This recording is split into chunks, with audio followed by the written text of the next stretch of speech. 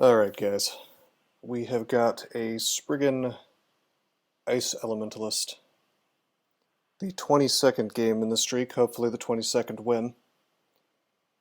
This has been a wild ride so far, and hopefully we don't get, too difficult of a start.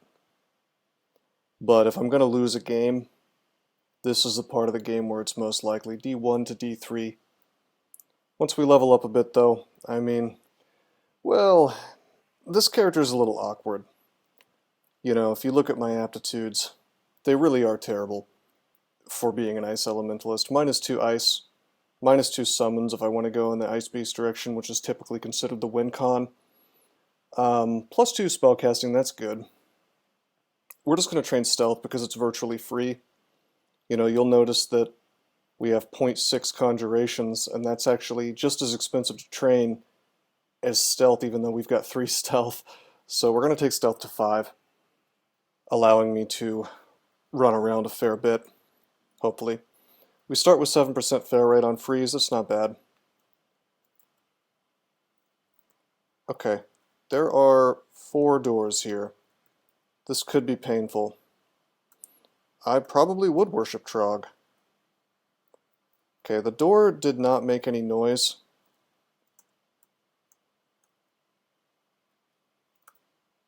Nice. We'll probably train spellcasting to get freeze hungerless for too long. In fact, we'll start training that now. Why not?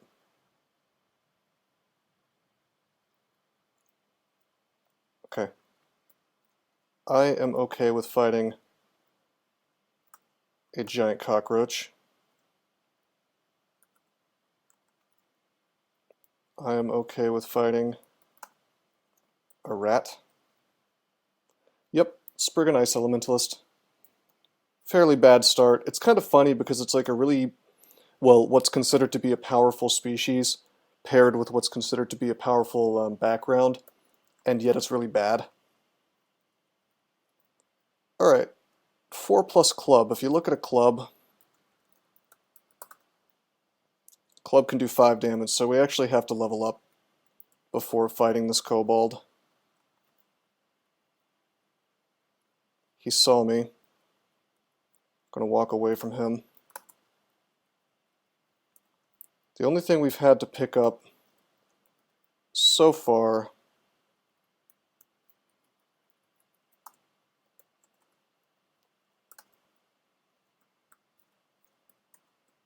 was the needles. Looks like there's some stones too now. Let's try to get this hobgoblin by himself. Okay. Stones can do base damage of 2. So this guy can actually 2-shot us if he were to roll near max 2 times. So we got to run his ass out of stones, and I think we've done that.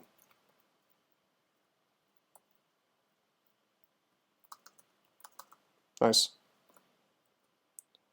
Freeze is still not hungerless. Let's take spellcasting to 4. Because, the game could just refuse to give me... It could just refuse to give me any rations. So burning through my hunger early is not so great.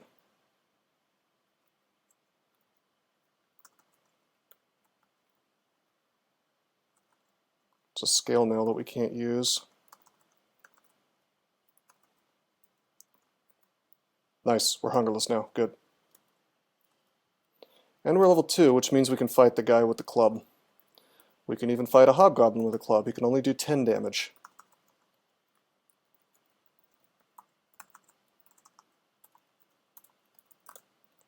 Okay, there's a club for us to wear. It's not the best weapon, but it's better than nothing.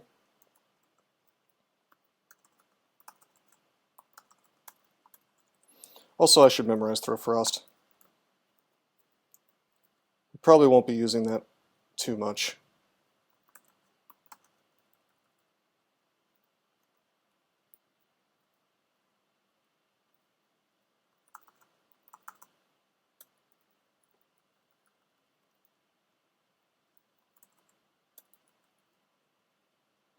Pretty easy D1 so far. Hey man. I could be throwing Frost, but that would just be stealing my hunger for no reason. I mean, we memorized it. But, I don't know about actually using it. Okay, so ordinarily on a caster, Jackals would scare the hell out of me. But if we look at the humble Jackal, he is speed 14. Oh, you said that before I memorized it. That was the Twitch delay memeing me there. Hey, I am streaming at twitch.tv/MalcolmRoseGaming if you'd care to join. Can't type today. Just noticed I have a spectator.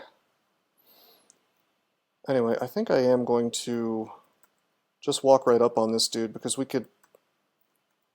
I mean, the thing is we can lure them essentially forever, and I can use doors if I'm so inclined to separate them out. But Freeze is a big baller shot caller kind of spell and basically just slaughters them anyway, so that's cool. That's not the kind of threat that I'm afraid of. I'm afraid of priests more than anything because they can one-shot me right now. Alright, that is a telly. Don't have any more 2 stacks. We have 2 telly.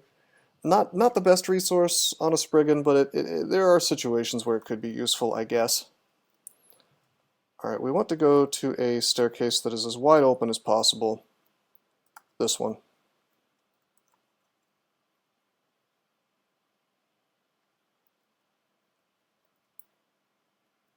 Not like in these hallways. I want places to column dance around, you know.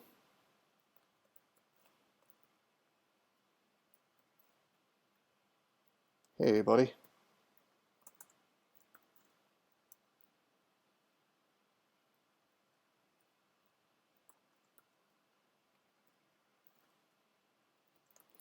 We have 5 stones. Like, I could start training throwing if I wanted to. Seems a bit silly, but we could.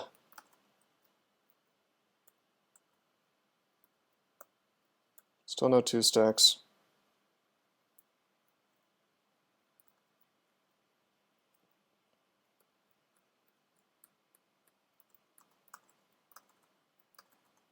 Nice.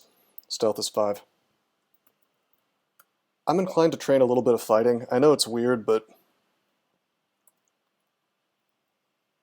like if I can get just 1 point of hit points off of that, that's well worth it.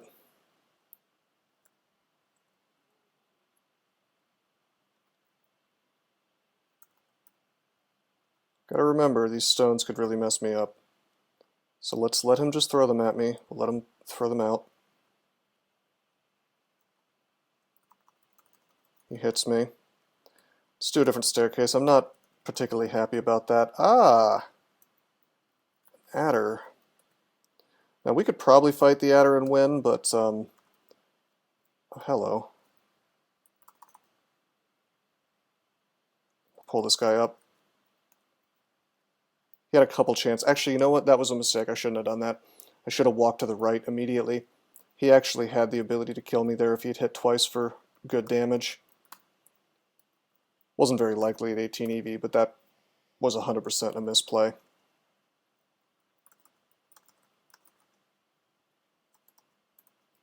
Even spamming freeze at him would have been a better move than that. Alright, let's get intelligence. We have our level 3 spell, which is Oz Armor. I don't even know if it's worth casting. Maybe. Why club instead of dagger? Have we found a dagger? Oh yeah, I guess we just found a dagger. Fair point. We could even use this to stab, possibly. Grab these arrows.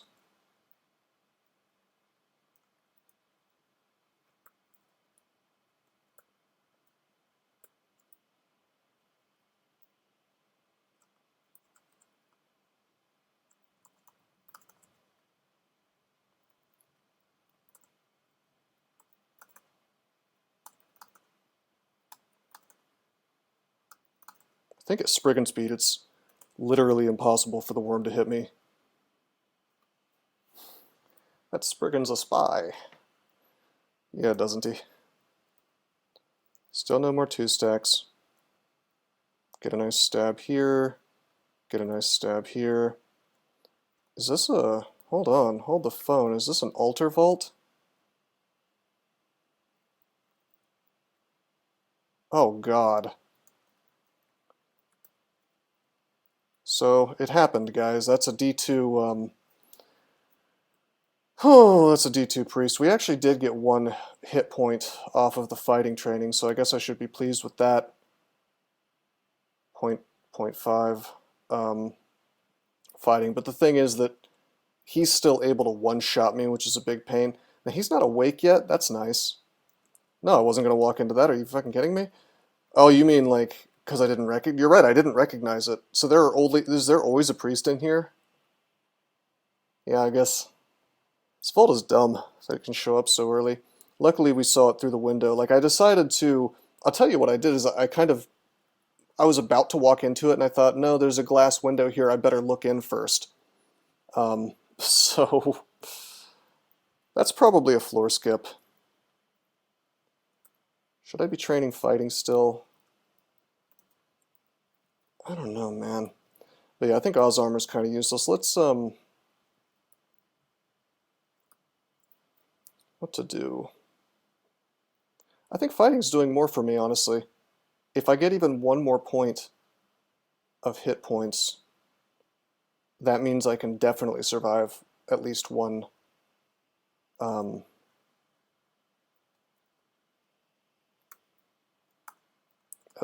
priest. Alright, we didn't walk directly into orc priests, so that's great. There's really only a couple things that can ruin my day right now. One is, cool, fear. One is a centaur, and one is orc priest, and not a lot else.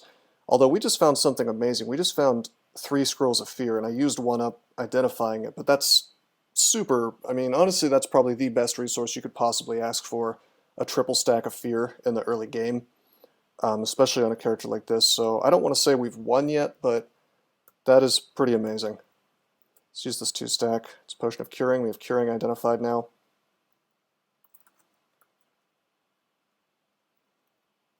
It's a very bright ghost. Black Flag 1, advertising a band. He's just a melee ghost. There's a teleport scroll in there, and an orc and a rat. Could probably take him on, to be honest. Not really kill him, but we could go in there and survive long enough to get the loot. But the only question is that worth doing? And I think the answer is no. Yeah, there's nothing in there except for a telly, and we have 2 tellies, so not super concerned with all that.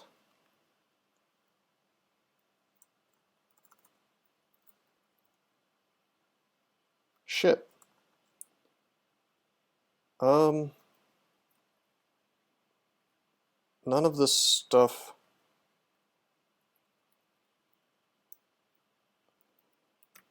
None of it has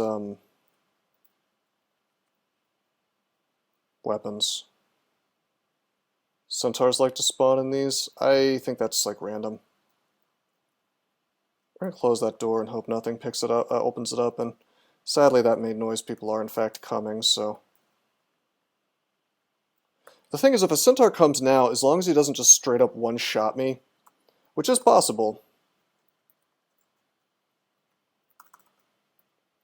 Whoa, okay, whoa, alright. I forgot tomahawks are not revealed. So he can do 5 plus tomahawk. He could 2-shot me, okay. That's obnoxious. But yeah, if the centaur doesn't one-shot me, we can just fear him.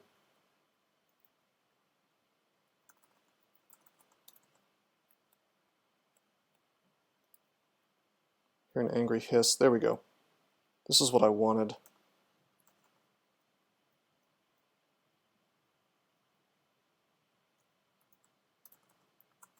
Wow, he's just right there. All right. Good. There's the kill. We got 18 hit points now. That's perfect. It says I can train evocations. Why can I train evocations? Oh, I found a wand of digging. Well, the worst possible wand we could have found, really, in terms of early game survival. Let's just take spellcasting to 5, so that number 1, Throw Frost is hungerless, and number 2, I have this sneaking suspicion, and this is really bizarre. I have this suspicion that I can actually get spell power faster on some of these spells by doing spellcasting than anything else. I guess we could probably train some ice too, up to like 3. But look, it costs double, you know, to train that than spellcasting.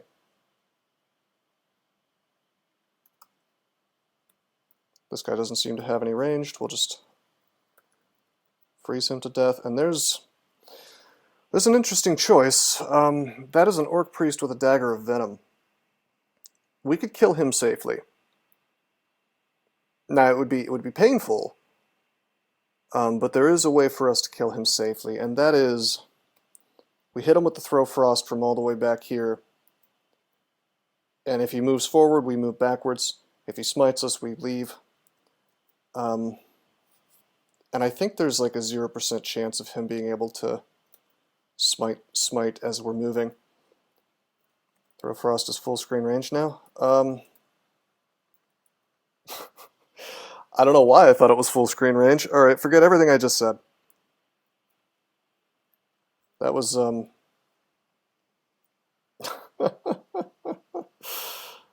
that was a dumb, yeah, I don't know why I thought that was completely, is Throw Flame full line of sight? Now I have to look. What am I thinking of? Magic Dart, maybe? That looks like 7 to me. Lame. I don't even want to fight this guy, because Priest could wake up.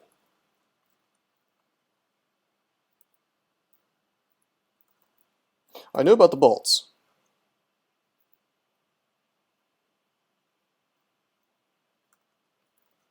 Oh wait, this is bad. Please don't have a tomahawk. Oh, you have more tomahawks. Are those steel tomahawks? Yeah, they are. Well, we have a full loss attack now. It's not very good though.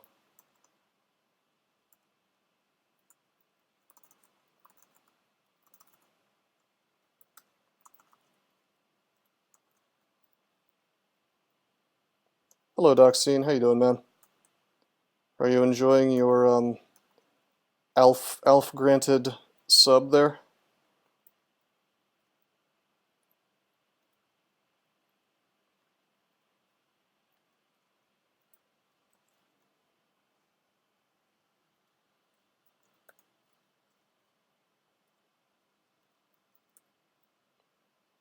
Oh, we have some more 2 stacks. Let's use them. That's a 3 stack we just found.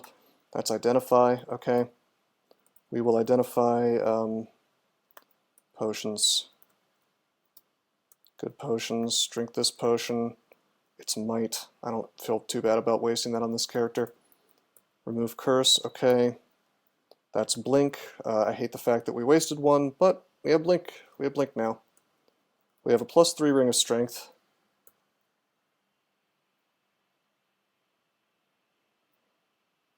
It's kind of goofy, doesn't he? I guess I could see it, maybe. Alright, suddenly we have a ton of really good resources. Don't get me wrong, we're still in the danger zone. All it takes is 2 smites to kill us. Do I want scrolls more than potions at this point? No, I want potion for heal wounds.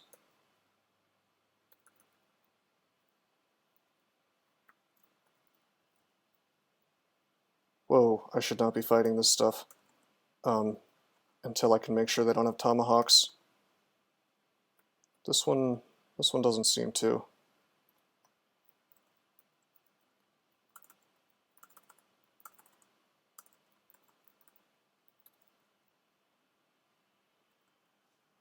Ancient Ozos and pre-summon Cap Sib, yeah, those are very different beasts than you've got today. What do we got over here?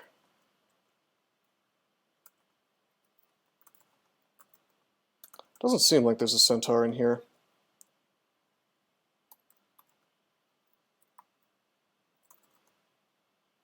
This guy doesn't seem to have a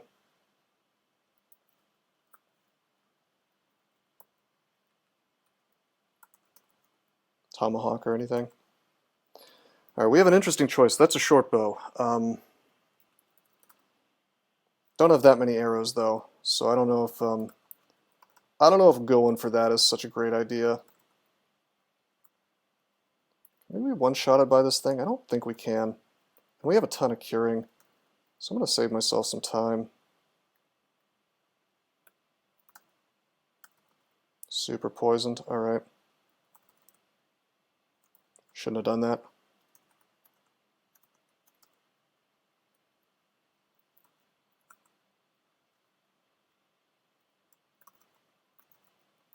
Right, there we go. That's how that was supposed to go. Summon Ice Beast. So there's your win con. Take spellcasting to 4, take summonings to 3, take ice magic to 3. I'm going to focus on getting those Ice Beasts out, because if we get that online, really good and castable, we basically are guaranteed to win. By the way, I referred to HOSk as an interesting choice earlier, but I don't think we're going to go for it. Don't get me wrong, he's powerful, but not worth tangoing with a priest. However, I do feel a little better now about wandering around this floor. There's a priest here, but I'm going to explore around it. And mainly I'm willing to do this because I've got that fear scroll, you know, and blinking and everything, so going into range of these dudes is not gonna probably not gonna just kill me.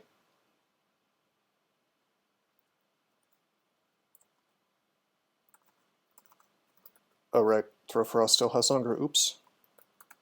Shouldn't be doing that willy-nilly.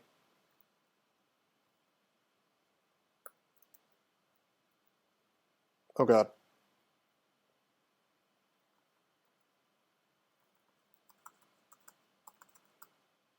That's not good. He's awake.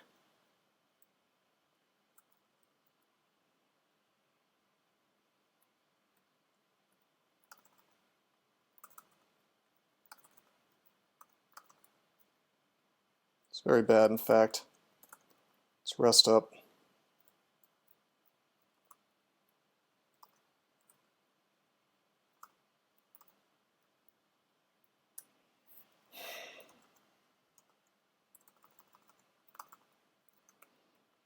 What do we do? Every time I come down this damn floor, I sure hope there was not 2 priests in there.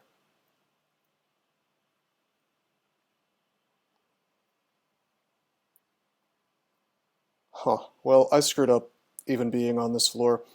I mean, we could leave. Do we have anything that would let us take that thing out safely? Not really. There's really not much left on this floor. There's not much left to explore. Let's just get out of here. Let's go to D4. I'm still pretty scared about being on D4 with 22 hit points, I'm not going to lie.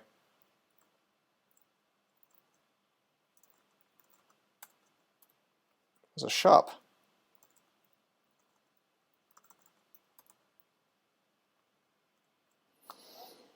Cloak of Poison Resistance, alright, that's going to be some AC. Can't quite afford it, but soon.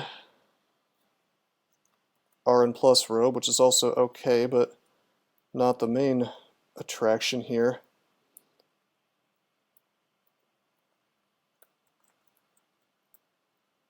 Oh, we have Identify. That was noise, but I don't think anything heard me. Hey guys.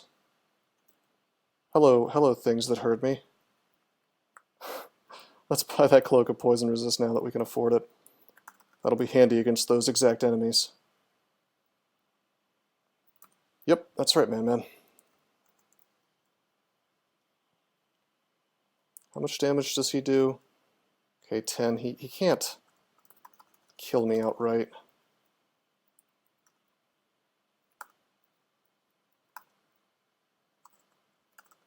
There we go. I could have done that a little more cleanly, I guess. I kited for a really long time.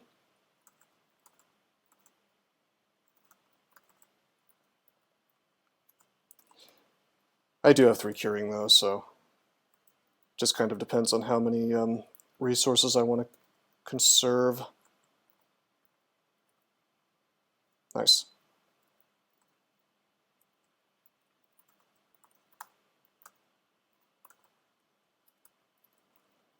Down to 43% on the ice beasts. We are getting there. Take spellcasting to 5.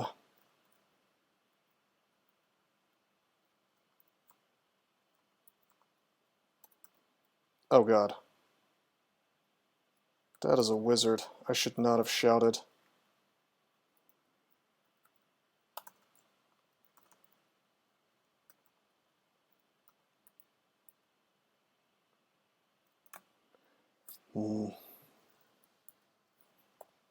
Ooh, enchant armor. Enchant the cloak. I wanted to just pull the 1 orc. I didn't realize he'd have a pack behind him, but should probably assume so. Anyway, we've got curing, so the wizard's not as big of a deal as a priest. He can't do as much damage to me in one go. Whoa. That is a different wizard, I think. I want to pull him to these stairs. Then if he confuses me or this starts going bad, level of spellcasting reduces your ice beast fail rate half as much as the level of ice or summoning. Yeah, you mentioned that earlier. So it seems like it's mathematically the right move right now, although I'm not exactly sure how the math behind these costs works exactly, so I don't know. I'm at least somewhere in the ballpark of right. Okay, we'll just duke it out with this guy.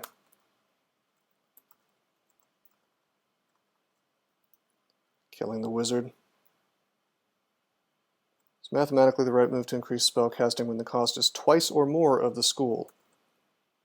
See, that was the way that like the logical way that it should work, and so for that exact reason, I thought that it shouldn't work that way, because things rarely work logically. Hey, buddy, you got a potion of might.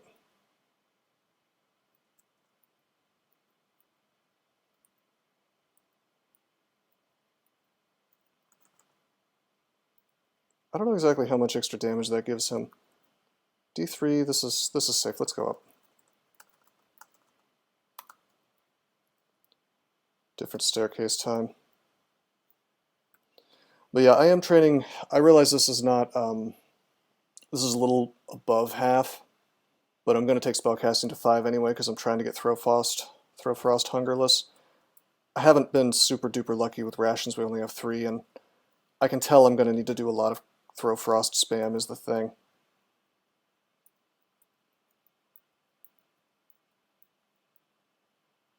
Minus 50% damage for monsters. That's what I thought it was.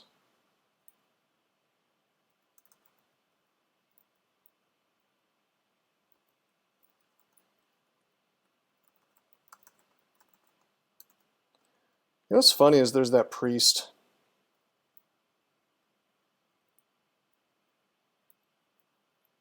And he had a dagger of venom, I think. And like, of course, I'd really like to have that. But actually killing him is another story entirely, you know. I mean, we could like go for it, and then maybe use a fear if things go badly, or blink if things go badly.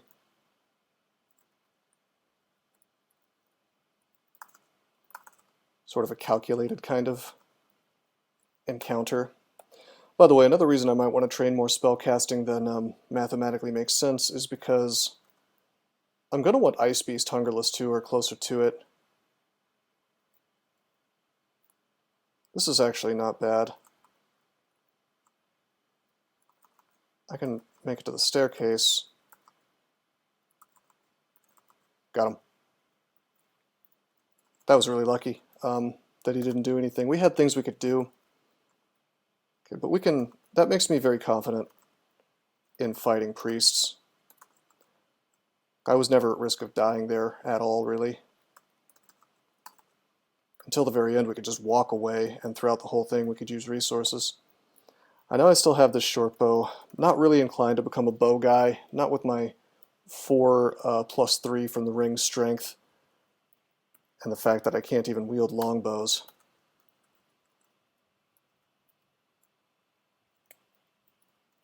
We're gonna try to take on this priest now.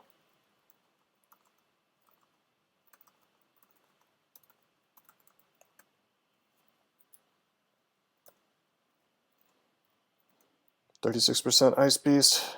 That's not happening.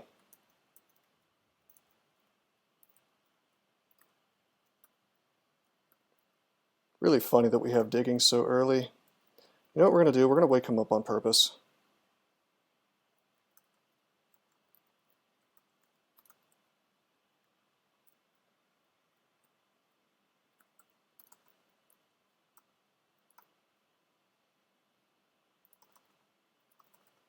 Nice. Probably the better move would have been to like get into melee with him super fast and go for freeze.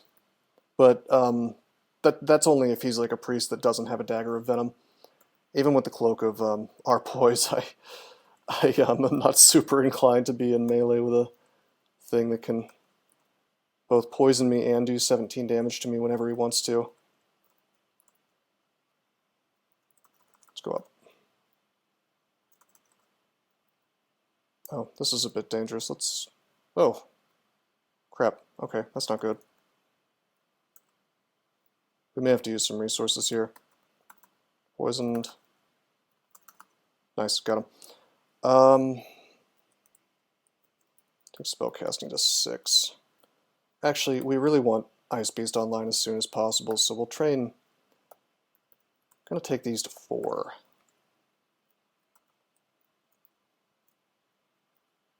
Come on, no wizard. JK, there's a wizard. Okay, there's stuff down here, but not many. But can a hatch land you inside of one of these vaults? Is that possible? I don't actually know. And I frankly don't trust GammaFunk enough to to test it. Hey Aramant, how you doing, man? Are you testing to see if my alerts are too loud? Thanks for the follow, man.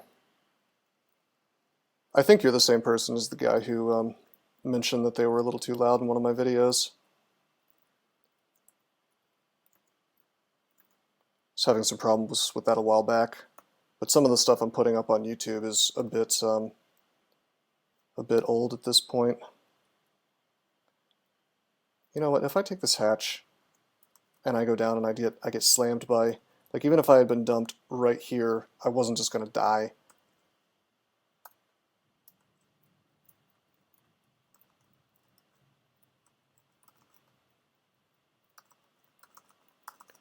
You've caught the beginning of a very exciting game, Aramant. Oh, you died to a shock serpent, Matt? It's unfortunate. Not terribly uncommon, unfortunately. I'm gonna freeze this guy to death.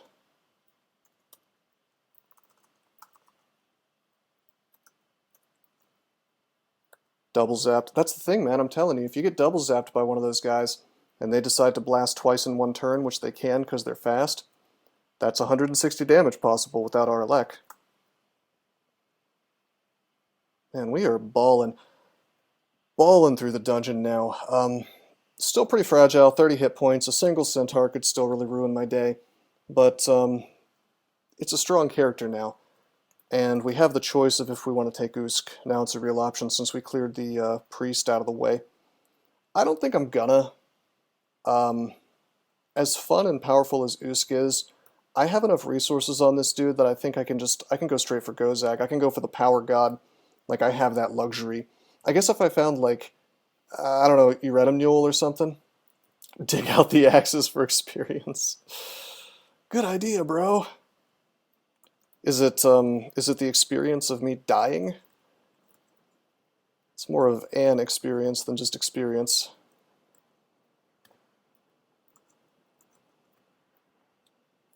It's raining outside. Hopefully we don't get too much thunder wrecking my power.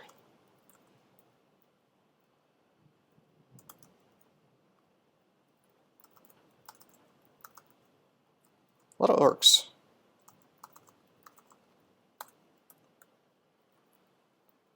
Kind of lame. He had a leather armor of magic resistance. That would have been nice to wear. Although as a Spriggan, I don't need to worry about it too much. Okay, we still have a ring of remove, or a scroll of remove curse, so we can try this ring on safely. It's minus dex. Don't have any interesting things to try. Let's actually wear the short bow though, just to make sure it's not cursed, and then we'll remove curse. That's awesome, Merriman. I'm glad it's, I mean, I'm always glad to hear people are enjoying it, and I'm definitely open to feedback. Like, I appreciated your comment the other day about the volume, because that was definitely a problem a while back. I'm not sure exactly when I fixed it though, in terms of wearing the streak. But no, man, that's awesome, dude. Glad you're finding it useful and entertaining. All right, let's go down to D4.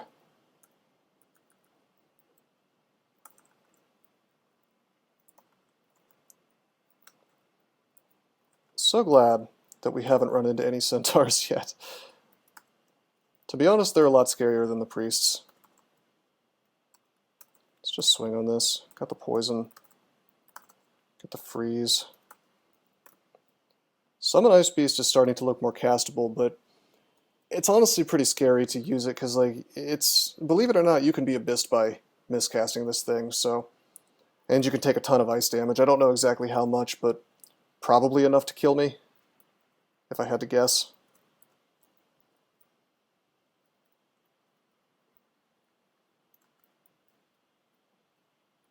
Let's pull this guy up. This is a clear floor, so it's a nice, clean area. Great. Level 7. Different staircase. I know there was a priest nearby. Here's our buddy. He didn't quite follow us because I have good stealth.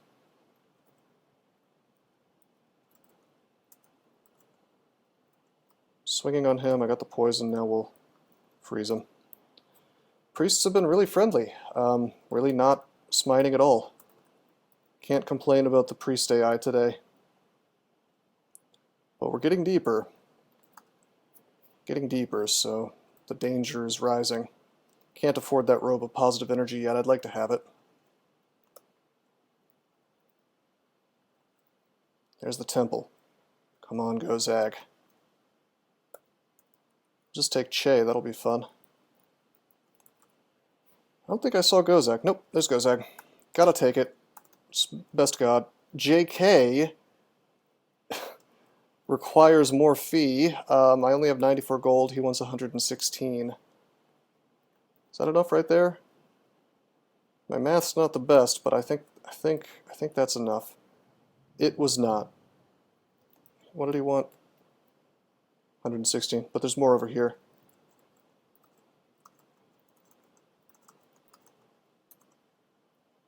Let's not get too excited and walk into a centaur or something. I hate to put so many Gozag games in this streak, but he just happens to be the best. If people really wanted me to, just to see it, I would be willing to go GrTm, I suppose, on this character. I mean, I could probably make a lot of different gods work here. Ashen'Zari just for fun. Rue's always good. Gozag is best. You've never felt endangered by Orc Priests? Play a few Spriggans and you'll feel you'll feel endangered by Orc Priests. Let me see what's coming up. I actually don't know what the next game is after SpIE VSSk. Just checking to see if I'm going to get something with good invocations apt. 0. I mean, 0 is good, but no, I'm going to go Gozag. But I assure you, we are going to do a random mule run at some point.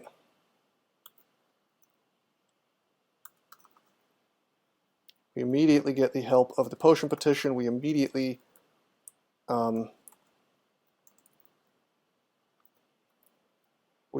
get the help of distract. I'm not going to be able to kill this thing, am I?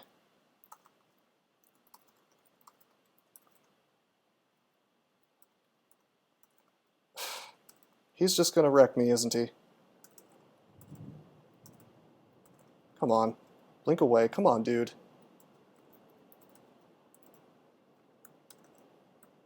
I just need like one more good hit on him. Probably Throw Frost does less than a simple stone. Gozag has proved that money is the best form of religious power. It's true. Just ask L. Ron Hubbard. This thing is owning me. We could just kite him like this, but seems dumb. I think I'm just going to not bother with him. How about that? I mean, once we get Ice Beasts out, then everything will be hunky-dory.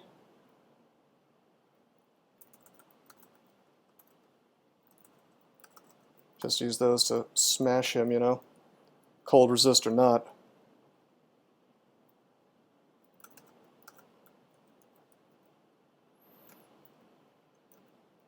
%, yellow. Enchant weapon. Alright. +5 dagger of venom. And actually, you know what? We have the short bow. What am I doing?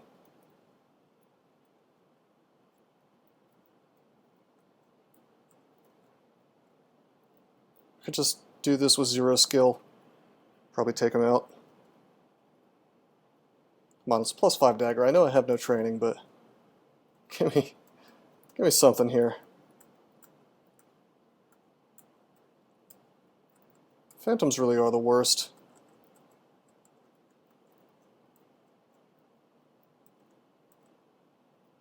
Okay, he's wrecking me. Gotta close the door on him.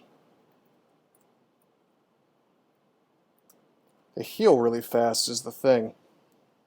It doesn't say that they regenerate, but their hit points are just so high. Are any of the ice spells good beyond Ice Beast? I mean, freeze hits every time, which is quite nice against anything that's not resistant to cold. It's very, very reliable. Nice, finally got him. Take spellcasting to 6. 22% fail. That's not terrible. Could still get sent to the abyss.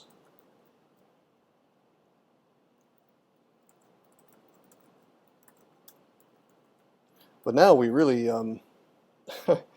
well, I was going to say we really need to eliminate spell hunger, but I guess it doesn't really make a difference that I'm worshipping Gozag on a Spriggan, you know. But yeah, Aramant, if I had any advice for you about Ice Elementalist, it would be to memorize Freeze, memorize Throw Frost, and you could probably safely ignore the other two. I mean, I guess Oz Armor would be a little more important for something that's not fast, like a Spriggan. But, I don't know.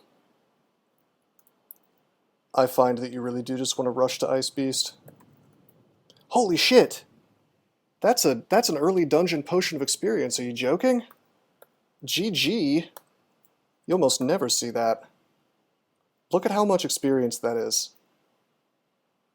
I'm actually tempted to go fighting, and I know that sounds weird, but it will give me an enormous amount of hit points is what it'll do. So let's do that. I mean, that just gave me like 20 hit points. That was entirely worth it. That's amazing. Outrageous. Yeah, plus 18. I mean, that's on a Spriggan, that's well worth it, man. And we'll probably not have to train fighting for like the rest of the game. That's a smite. That's a little more than a smite, actually.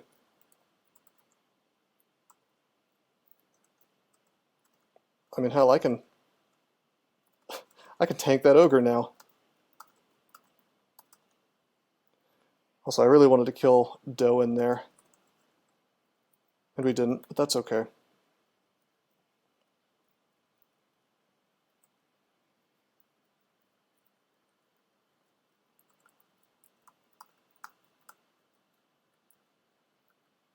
Hey, there's our first centaur.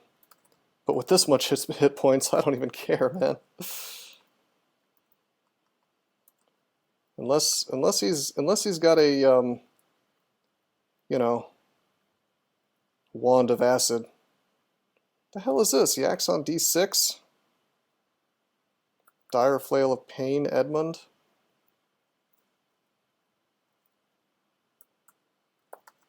Let's pull this yak up.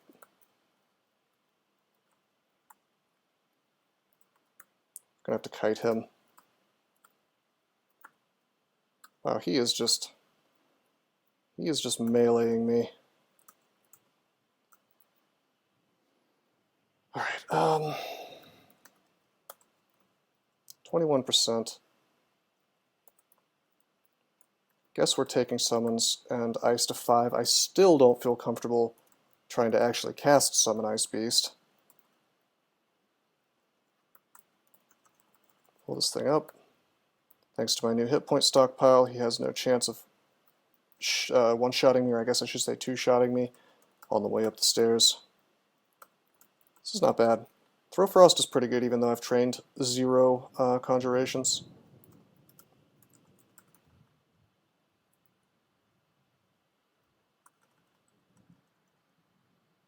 Huh. That's weird. Twitch just said, "Welcome to the chat room" on my box where I was monitoring the chat. Have you guys been chatting and I've been missing something? The last thing that I see that was said was, "That's a smite from Titanium Pancakes." I have a suspicion that Twitch might be messing up a little bit tonight.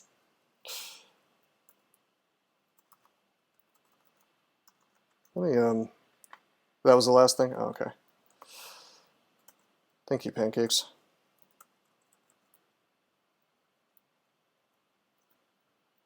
The welcome reappears from a few things. So one day I'm going to have to talk to some people about exactly how all this stuff works. Because I honestly don't know.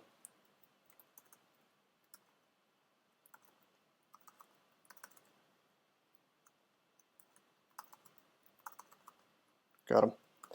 I risked summoning an Ice Beast even though I had like 17% fail.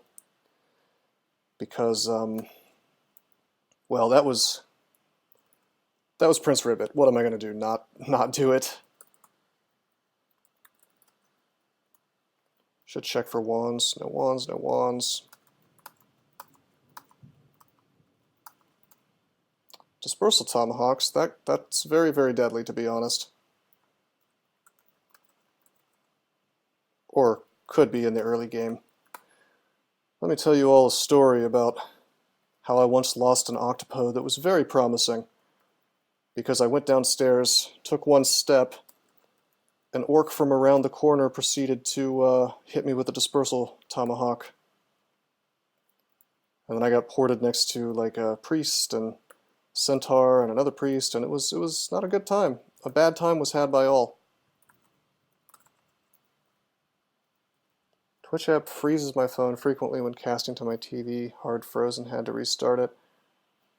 You know, if Wesley was here, he would probably be able to help you, or WaifuGate, or anybody from that streamer house, because I know they cast to their TV all the time. But I've never done that, so I used Chromecast, I think, a while back, and then they just kind of stopped supporting Macs.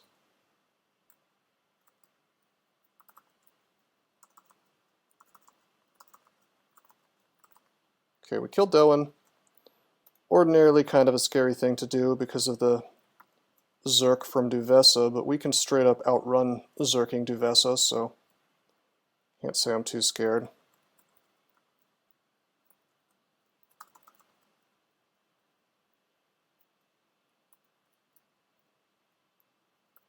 But I do want to fight this thing on a staircase. What do you think about this? Dire Flail, how much does that do? Dire Flail. 13. 13 plus 6 is 19.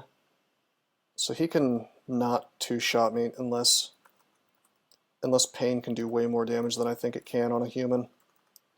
He does 0 damage, in fact. Issue with memory leak. That would not surprise me at all. Although...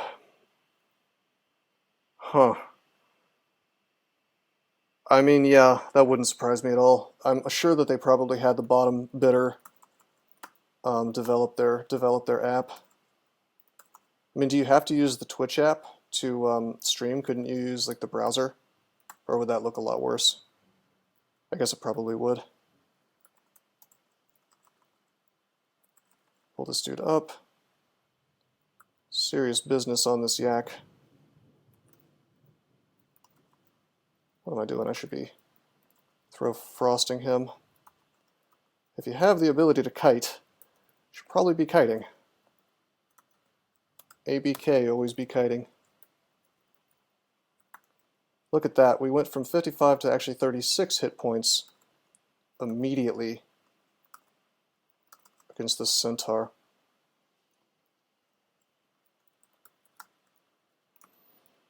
%, Ice Beast. Not bad. So I feel way more confident now that it's out of the yellow. Fairly unlikely. Yeah, there you go, Aramat. One computer scientist to another. Help you out a little bit. I don't really need to use Ice Beast against her. I can just kind of wait her Zerk off, to be honest. There it is. She doesn't have a cool brand or anything, does she? Nope. Just freeze her to death now.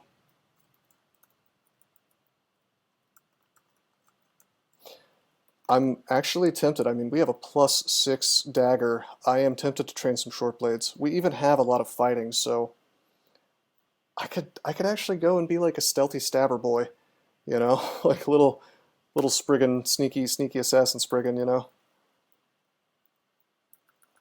I don't usually want to do that, but it's actually not terrible, especially since you know, distraction stabs from Gozag are a real possibility. You know what? Mendelay's 10. Let's just take it to 10. Take dodging to 10. Take stealth to 10. All those things have amazing aptitudes. They'll train up like crazy.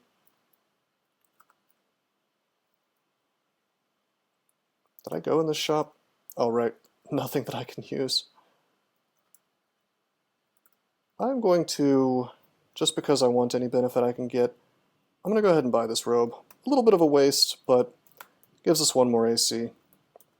And in fact, we have 2 more enchant weapons, so we have a +8 dagger of venom, getting kind of outrageous.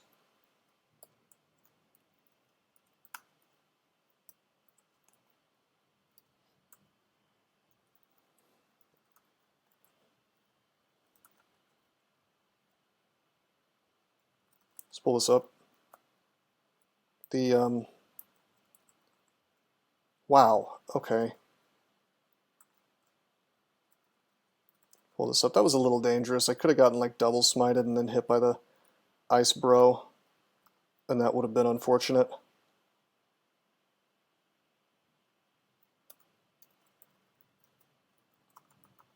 Oh, this floor is dog shit. Okay.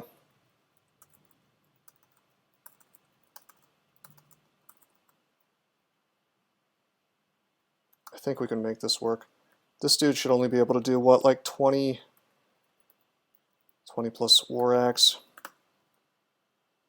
Base damage 11. Damn, he can two-shot me.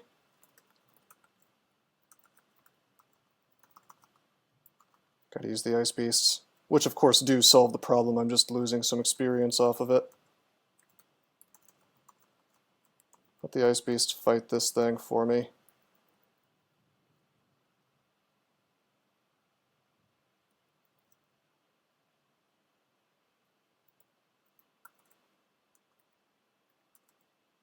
Okay, he hits me for pretty good damage.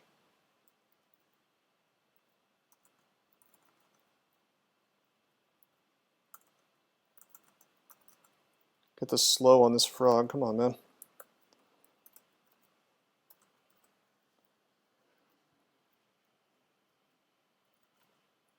Did not get the stabs that I wanted.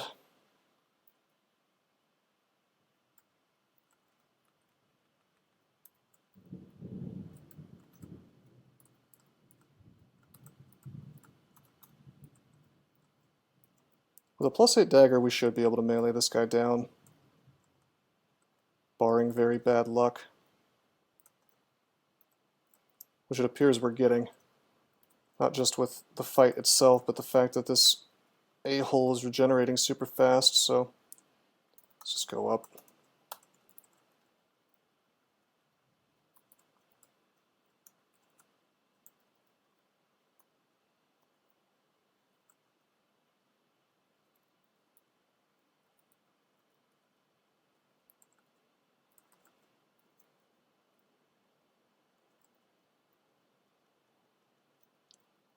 That works.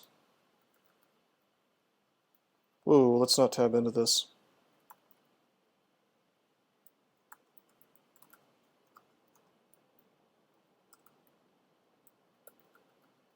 Want them to come to you, you know. Can't believe we have a +8 weapon already. I know it's just a dagger, but it's not bad.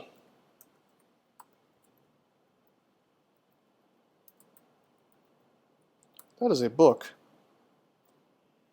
We got pea vapor. A very gross name for poisonous vapors.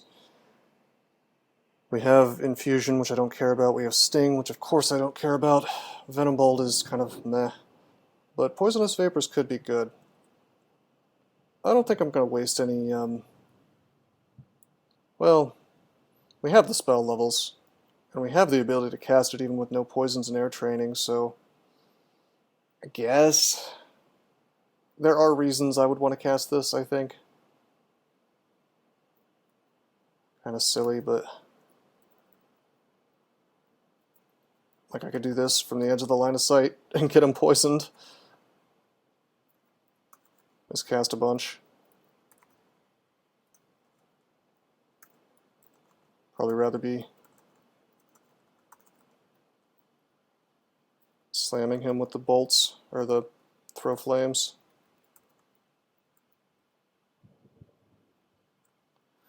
That is a robe of fire resistance. We want that way more than we want the positive energy.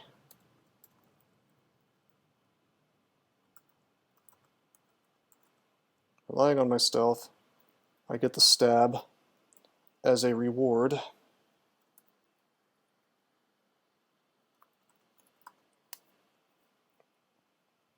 I guess I could grab this falchion. Something to kill phantoms with a little more reliably, perhaps. I wonder if I could go back and kill this HuFi now. I can at least go get the loot. Let's do that.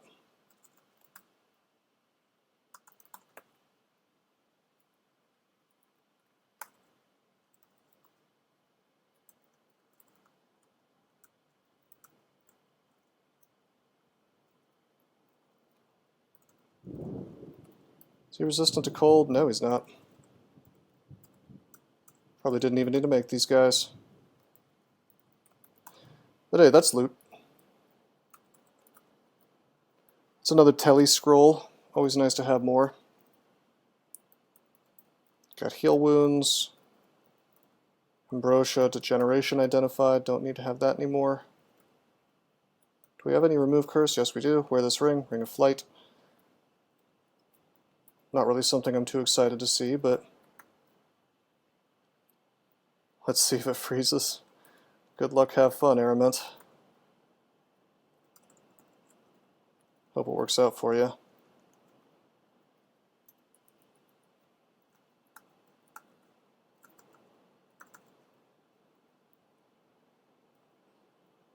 Okay, that's a battle axe warrior. So that's a good justification to bust out the beasts, you know.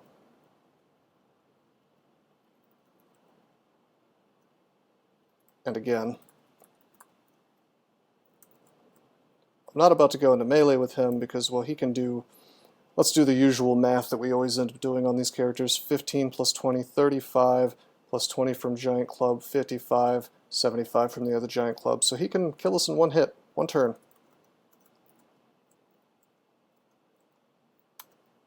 But Ice Beasts can swarm him and just really ruin his day.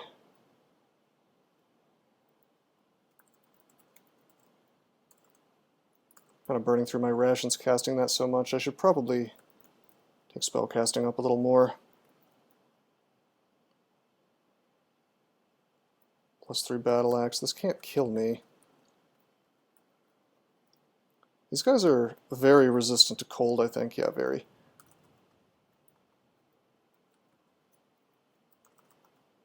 But just like filling up the hallway with bodies while I hit with my big dagger, it's not half bad. And none of them spawned with like a glaive or anything. Oh. Okay, this still can't kill me.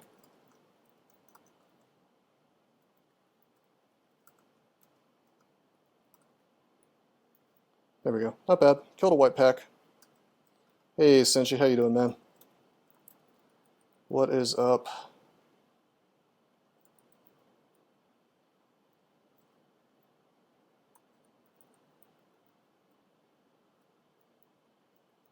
So we've got a big old pack of wizards. I feel fairly confident about just tabbing them, to be honest. So we do that. How's my day been? Pretty good.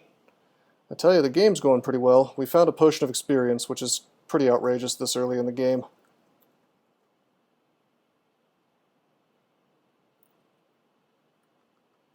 I won't report it to the dev team for at least a month. Nice, Airment.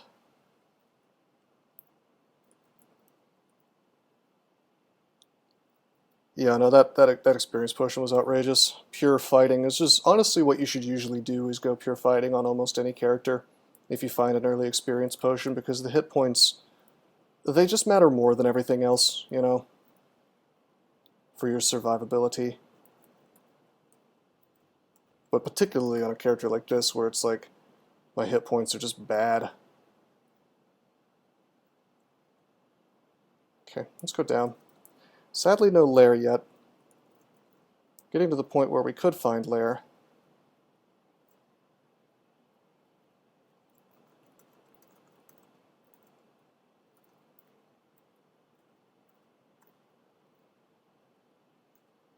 Use as sick as possible. Let the poison do its work.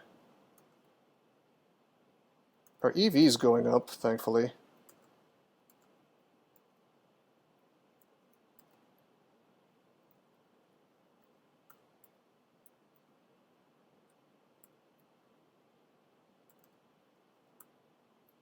God, poison's bad. I mean, it's good, but this is about the part of the game where you start seeing that poison can be pretty bad.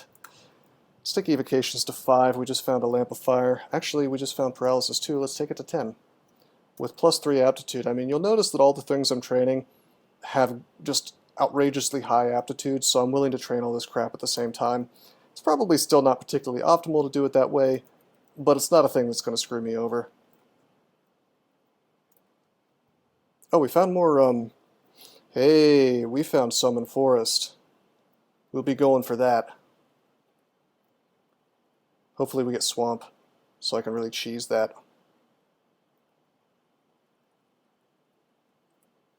In fact, we'll go ahead and memorize that. That is just an amazing spell to find on a Spriggan, and we also have Summon Demon, which is almost castable, but I'm not going to even roll the dice on that, because Demon Servitude is not guaranteed. Yeah, Yaks can do 18 damage. They are stronger than you would think. We have our poise, this is fine. And a venom dagger, I mean. I don't want to say that we could kill infinite bees, but we can kill a lot of them. Staying out of line of sight of those priests until the last possible second.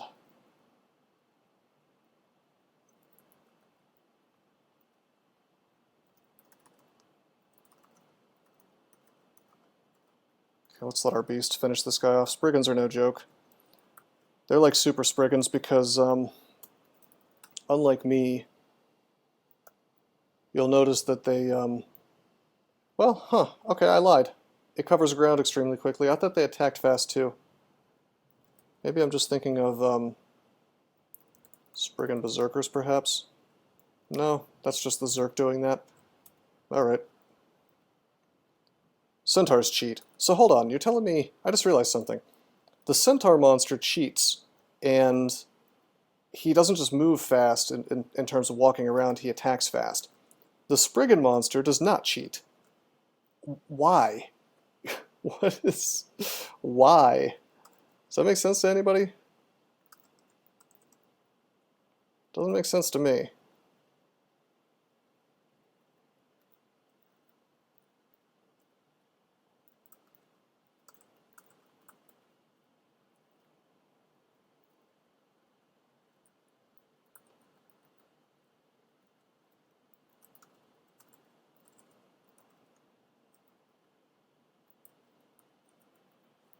Hello. It's a troll. 30... Okay, I can do 50 damage.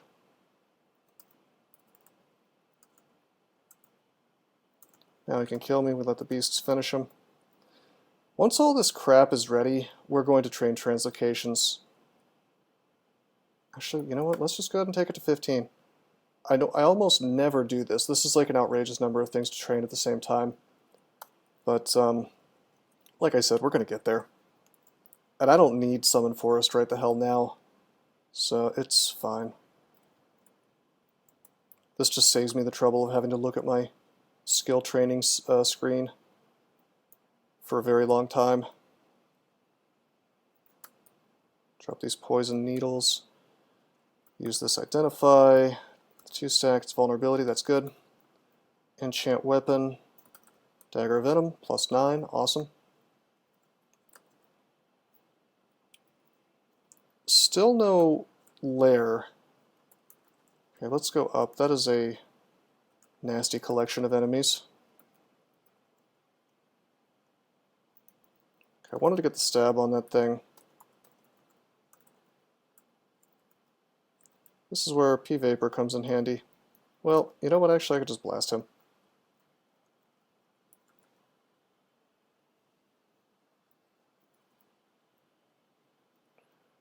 Kind of a wide open floor here. Perhaps I should be somewhat careful.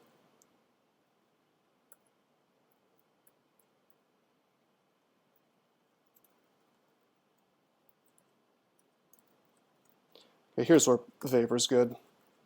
Because I can't bolt him or throw frost at him if there's something in the way. Hey, Mr. Wand of Acid. Kill him immediately with Poisonous Vapor. Now we have a Wand of Acid. Pretty slick.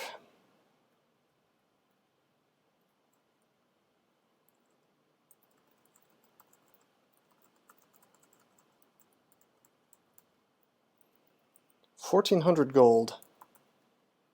I could get a shop if I was so inclined. Whoops. Hungry Ghost misses you. Let's keep it that way.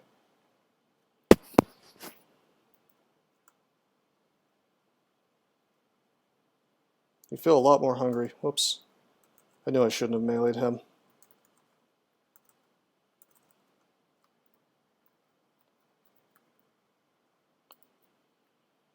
Let's pull back. I want my hit points back.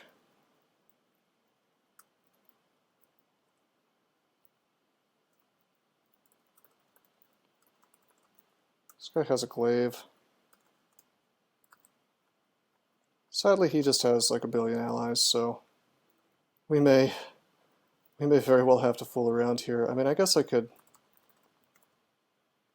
Probably like MO these dudes, but whatever, man. We'll just pick them off. Save myself a resource. That is another Orc Warrior with a... I think that was not the same one. The other one had a glaive, and that was a halberd.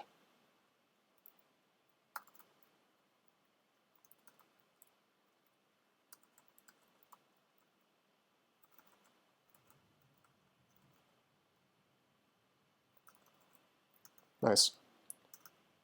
There's no hallway here, so I'm kind of creating one.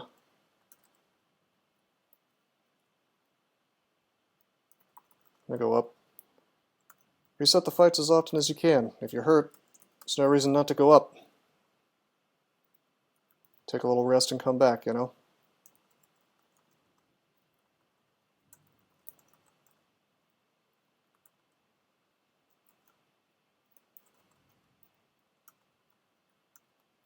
Okay, this sucks. This choke point sucks.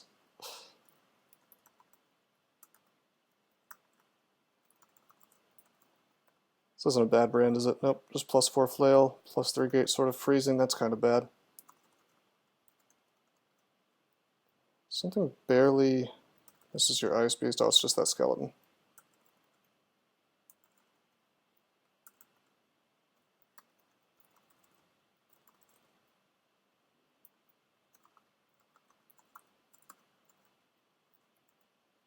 Come on, college boy. Hey, Aramet. Here's to helping algorithms and helping AI take over every job but our own, hopefully. Here's to us helping algorithms and I take over every job but our own, hopefully. S.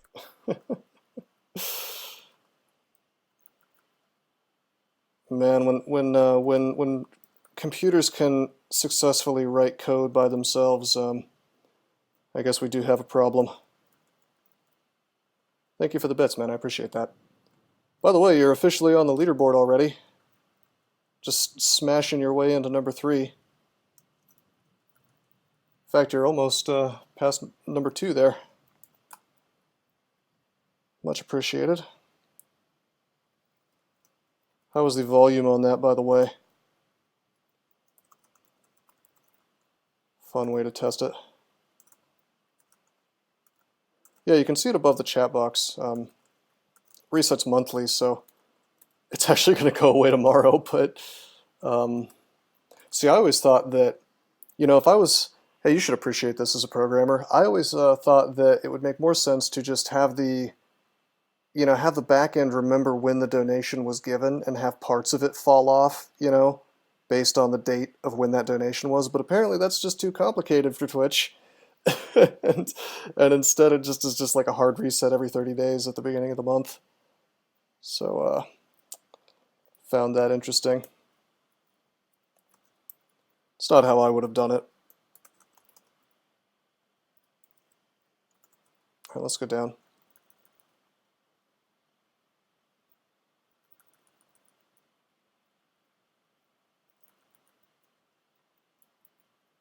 Not only louder than you, so good volume. Awesome, man. Yeah, I mean, it may seem like I've been doing this for a while, but I would still consider myself pretty new to streaming. You know, I'm sure there's a lot of stuff I don't know. So any kind of, I mean, this doesn't just go for you, like anybody watching. If you have suggestions that anything you'd like to see me do differently, I am totally all ears. Wow, it's a Deep Elf Mage. I am on D11. We got the latest possible lair.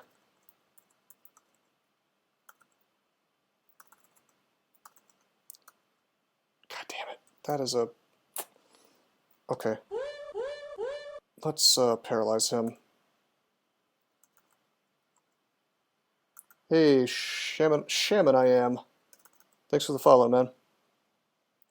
Let's get the stab on this centaur. Could use paralysis on the elf too. I gotta be real careful here because he could do 60 damage to me, possibly more if he's gonna get a double zap, which is something I'm trying to assiduously avoid here. course, the beasts take him out because ice beasts are real strong.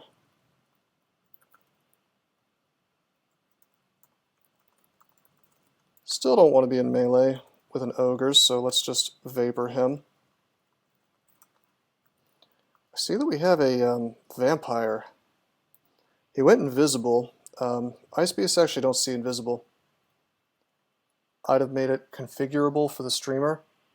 Some people may prefer a leaderboard that doesn't decay. Well, credit where credit is due. The leaderboard is sort of configurable. If I remember correctly, you literally have two options, and one is weekly and one is monthly. Something that doesn't decay at all seems like it would be... Well, maybe that is an option. I guess I'd have to look, but I'm pretty sure... I'm pretty sure it's just weekly and monthly. Someone can correct me on that if I'm wrong. Anyway, so yeah, this guy's invisible. My boys here cannot see invisible. There is a chance of me being confused, so let's, if we're going to fight this thing, which I don't even really want to do, I'm going to do it from the hallway. Or from the staircase, rather. Part of the problem is he is actually resistant to cold. Maybe I could go put on that R negative robe, that'd be cool. We could also burn resources, like I could go ahead and paralyze him. 41% chance is not terrible, but I don't want to waste resources, so how do we do this without using resources? I think... Edort, was it a roguelike? I've talked about a few DOS games because I'm about 100 years old. I both sound and look young, but I assure you I'm probably older than you think I am. DOS games. I talked about Master of Magic, which was a... I've actually played that on... recorded it for YouTube like a year or two ago. That was a 4X game. There was Castle of the Winds. That was one of the first... I think it was one of the first roguelikes. And that was an old DOS game. I knew this was going to happen. He immediately gets the confuse on me. Almost like 3 turns in. And this is the other problem, is he can just... he can just survive forever. So we're going to do a little bit of a trick here. You want to see Castle of the Winds? I'd be happy to play Castle of the Winds. I loved that game. That was shareware. I think my dad like brought home a bunch of floppy disks from work one day and was just like, "Hey, check these out." One had Warcraft 1 on it. Have I played Dwarf Fortress? I tried and I hated it. Perhaps if I had perhaps if I had...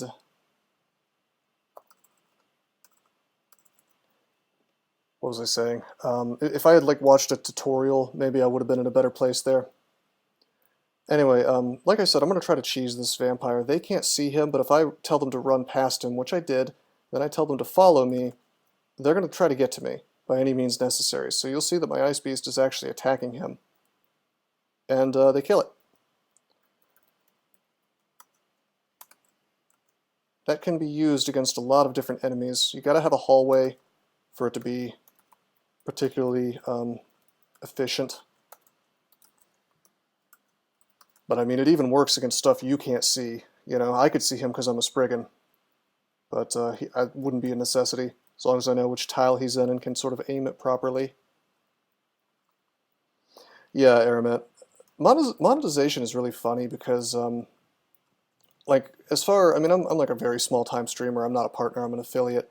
But, like, far and away, the vast majority of your viewership is not going to give you bits, or donate, or whatever you want to call it. And I know that if Wesley was here, he mentioned to me, he didn't want me to talk about like the business of this, but it is kind of an interesting topic. You know, and it's like sometimes you'll occasionally get a dude like Alf, who like donates a ton, like way more than you would expect. So it kind of evens out, you know. I do think that if there's like a big number up there, people think that you're making a ton of money.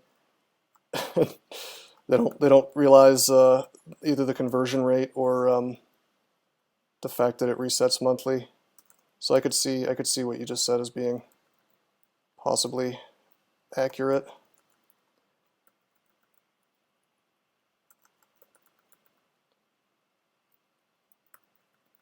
I don't know, man.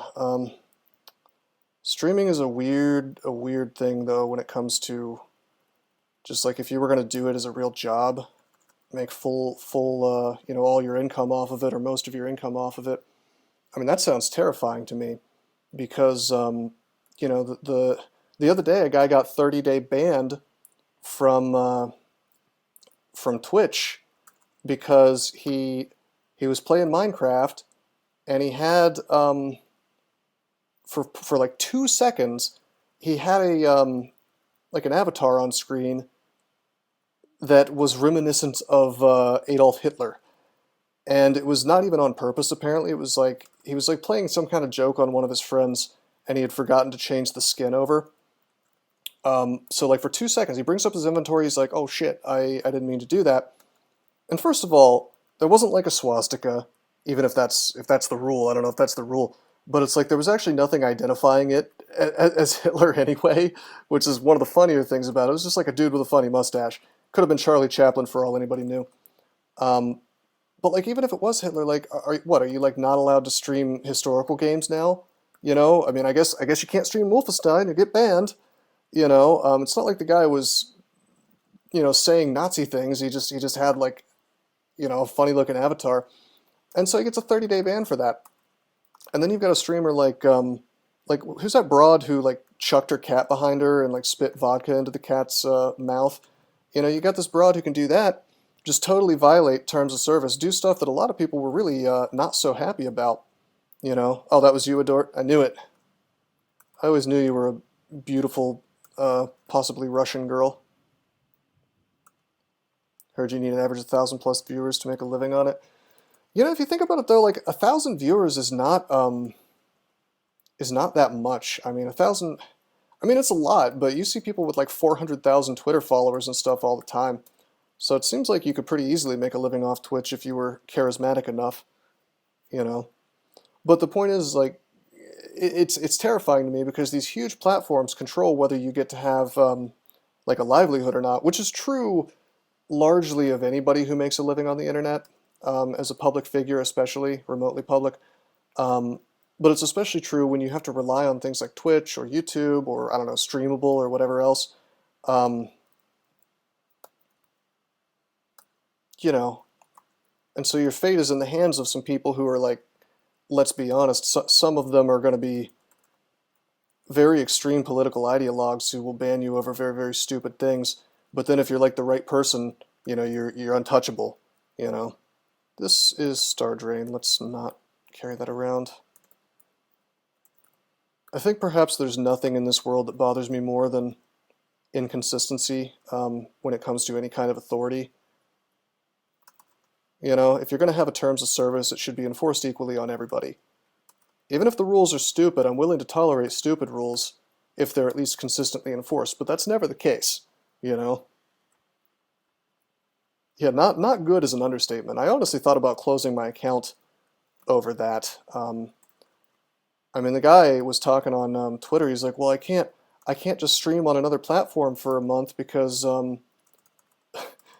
that's like against the terms of service for when you're a partner." And the dude has like 400,000 followers on Twitter, and I'm like, "What the hell are you doing? You're just not going to make any money for a month off streaming?" That guy, that's Anomaly was his name. But it's like, you're really going to let these people do you like this? I wouldn't put up with that.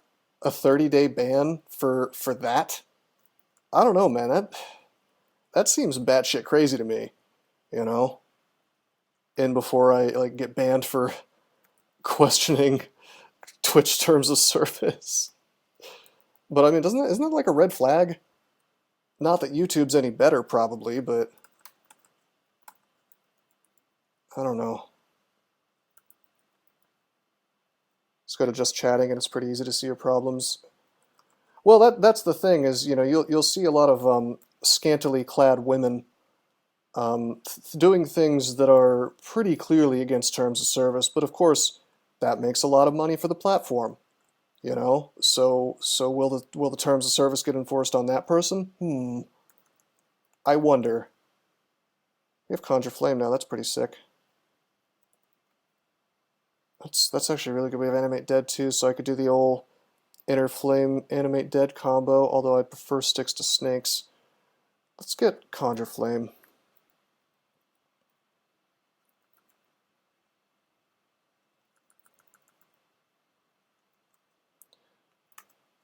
But yeah, I mean, if I was ever making a living off streaming, like I'm not a particularly sensitive individual. I feel like that's probably obvious to anybody who watches my streams. It's not like, I don't think I'm an asshole. I'm very blunt and I say what I think. And if people want to get offended about it, whatever. So it's like, it's basically a matter of time until this account is banned. If you ask me, because eventually I'm going to say something that some easily offended, let's be honest, consummate whiner is going to get upset about, and the right person with access to the ban button is going to see it. But this is like exactly why I always push people to educate themselves on things like Bitcoin, because it's free speech money. Whether it's Twitch, PayPal, Patreon, whatever, none of those people can stop you from sending me or anybody else that you like some Bitcoin, So that means that, like, you can't take away my livelihood just because you don't like what I have to say. That is the magic of cryptocurrency, and I think that is so important, because these people belong nowhere near nowhere near the magic button that says, well, this person gets to afford food tomorrow or not, or gets to make a living. I mean, that is a power that really should be in nobody's hands, but maybe the government's, I guess, if the person breaks the law. But like a handful of people in Silicon Valley, I don't think so. A handful of people in the banks, the credit card associations, payment processors, platforms, whatever. I question that. I question whether that's a good idea, and that's why Bitcoin is so important. So, it's my soapbox for the day about cryptocurrency. And yeah, no, you're actually right. I've heard about that. The CS:GO gambling streams targeting children. Well, I mean, that's been going on with gaming for a long time, though. Not just that, but the actual AAA companies doing that with like loot boxes and stuff. You wake up one morning and like your kid has used your credit card to buy 400 loot boxes. Yeah, fair enough, Aramant. I never know when, I don't know, I get the feeling that people who watch this stream actually enjoy me ranting about this stuff. I mean, feel free to correct me, anybody.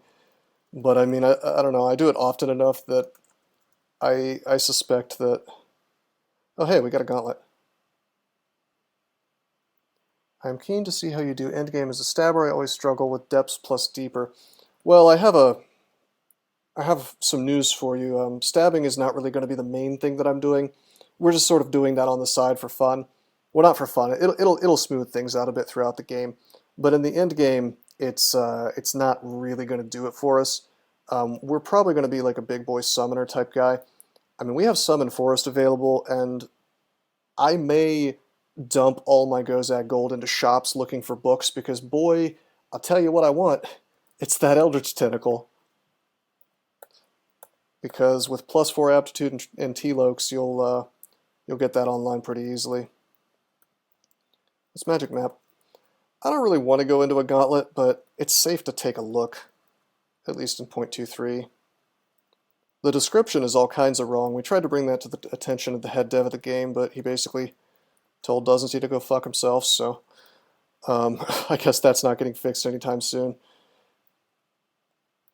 Not verbatim, mind you. Yeah, see this? Did it get changed? Maybe they actually changed it. Oh no, here it is. What's worse, some of these complexes only offer one exit in the Minotaur's lair. That's a fib. That is false. It's always safe to go into the gauntlet. Just to take a look-see anyway.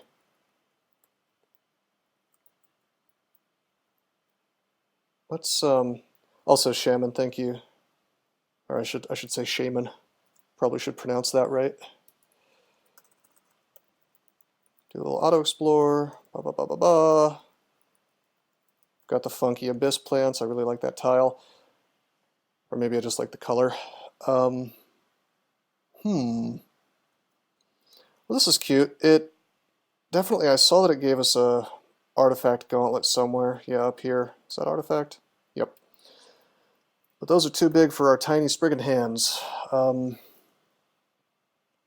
So there's really nothing in here that's good enough for me to really want to risk my neck.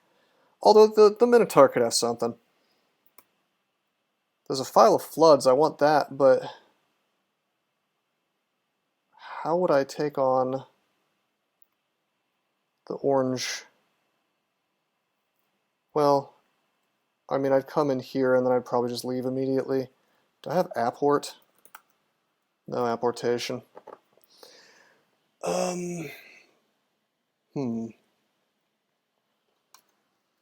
Brilliance? Don't have brilliance. I looked for that because I'd like to have summon forest. We could probably cast this at 19%. It's just not the most genius play I've ever thought about doing. Frankly, I probably should just leave. I don't have Arlek. Is that 1/6 for here, 2? Good God, that's 2. Well, we're not going in there. Go in here, a bunch of A-bombs that would wreck us. Artifact helmet we can't even wear. That's cute, I just noticed that. The etheric cage, which we are of course incapable of wearing because we can only wear hats. Really got memed on here today. This is terrible. We're leaving. I mean, I want to see what the Minotaur has, but I don't think we can safely do this. I do have a resistance potion. Come back later. This is a portal vault, so you can't, you actually can't come back. They disappear after a certain amount of time on the floor, and then you can never go back to them, or if you enter them and you leave, they're closed forever. That's okay. A lot of people miss that at first. Could burn a blink, like go in here, burn a blink in here. Can I safely kill the Minotaur? Heal wounds, blinking. Minotaur does 35 damage. Javelins have 10, so it does, let's say 45. Let's make it an even 55 just to be sure. I think it might have the archery. You absolutely cannot safely kill the Minotaur. That's what you say. Invis Potion would probably do it, although that's kind of deadly as hell. I wouldn't call that safe. Ice Beasts would do something for me. Well, the thing is, he may very well have, like, big boy javelins of penetration, and then we've got serious trouble. Or the javelin could just, like, go right through my dudes. But the thing is, I have a lot of stuff. Like, I have blinking, I have fog, I have a couple of heal wounds, so we could sort of fix the problem. I could use linctification, which will probably protect me at least somewhat from the jabs, but not as much as I'd like. Invis alone will probably be fine. Do we have Holy Word? Yeah, we do.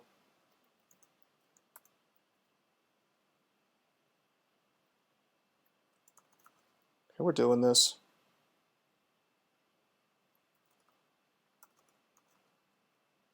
Okay, yeah, we're doing this. Let's, Holy Word kills them instantly. I didn't expect that, but I'll take it. Decent use for a Holy Word. We got a potion out of it. Haste. Alright. Holy Word for a haste, I'll take that. This is it. This is where the streak ends. I hope not. I wish I had apportation.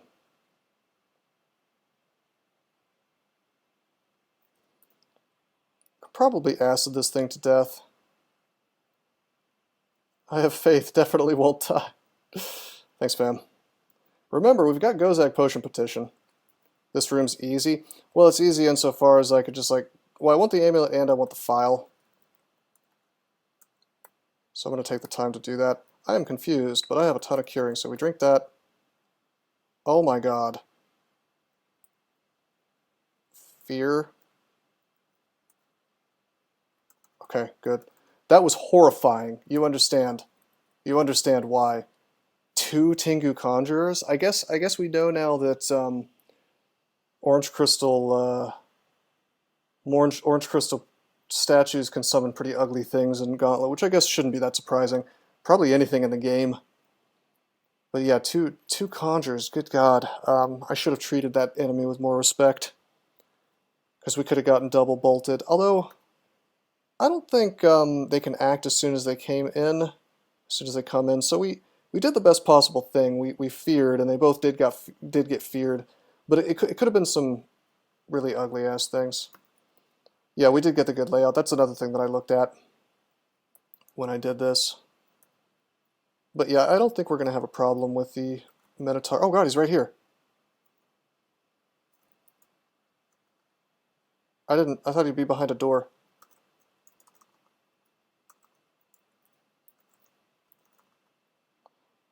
The Minotaur, are you fucking kidding me? The Minotaur evokes its amulet? No problems at all, my ass. Well, actually, no, it's fine. It's fine. I'm faster than him. I outrun him. But I can't be in melee with him, I think, for even a single turn. However, we could just P-Vapor him. We're covering him in P-Vapor, which is perhaps the grossest fate. It's actually Poisonous Vapor, though. Honestly, this is good. Check this out. This is actually good, because this means he can't throw stuff at me.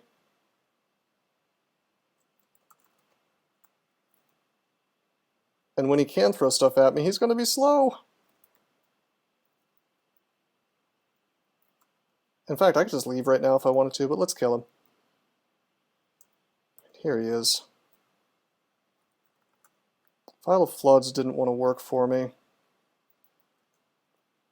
I wasted my Invis. I really didn't need to use it. Get the flame on him. Can I paralyze him? 7%. Eh. I'm risking a bit here. You know what? I'm going to burn my Vuln. He throws at me. He misses. That's fine. He can't one-shot me. Use the para. And we actually get it immediately. Stab, stab, stab. One shot kill. Storm Dragon Scale. No, I didn't want to burn Acid. I burned Vuln and then para. Because Acid is a little more save my life immediately tier. So I kind of wanted to save that for later. We don't need the Broadaxe. Actually, we'll take the Broadaxe. I doubt I'm ever going to use it, but take a look. Alright, this was kind of worth it. We just found Disjunction and Control Blink. That's pretty sick. We just found a Buckler. That's amazing. Coal of Cold Resist. Alright. Shields to 7.2. That's pretty great. Found another book, Spectral Weapon, bunch of stuff I don't want.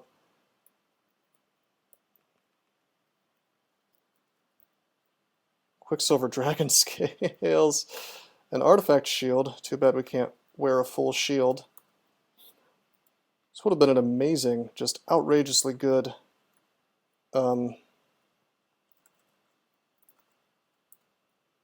gauntlet if we were just a little bigger. Staff of Power. There's a hat too. This is still pretty good. I'd say this was worth it. In fact, it's a Hat of Intelligence, so that's great. Yeah, I saw the Artifact Robe. I'll show you in a second. Let's leave. That is a +2 robe with RF minus on it, so we're not going to use that. Maybe later if we were to find a ton of RF plus. Yeah, Spriggans can wear Dragon Scales. The idea about Dragon Scales, I guess, is that they change size to accommodate you. So like we could wear Quicksilver right now. It kind of messes with our casting. But we could do it. Guardian Spirit. We're going to wear Guardian Spirit. That's a lot of hit points. And yet Draconians cannot wear Dragon Scales. They're just allergic to the other Dragon Scales. That's how you explain that. So yeah, there's Storm Dragon scales, I guess. Very heavy. Quicksilver's not that heavy.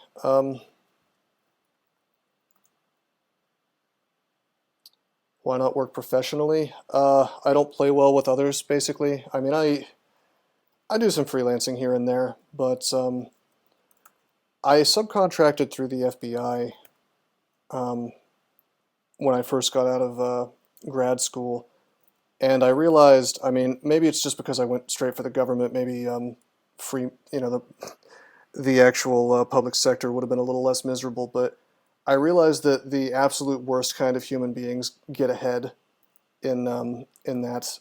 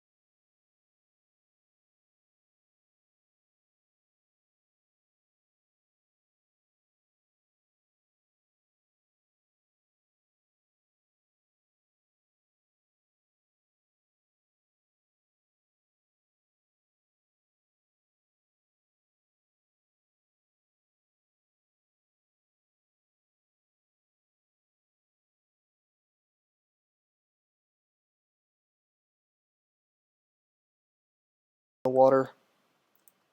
So we'll pull this dude out.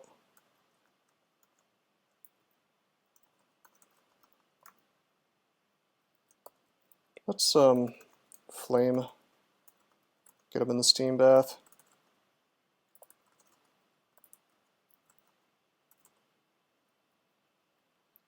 It's a cloud of steam.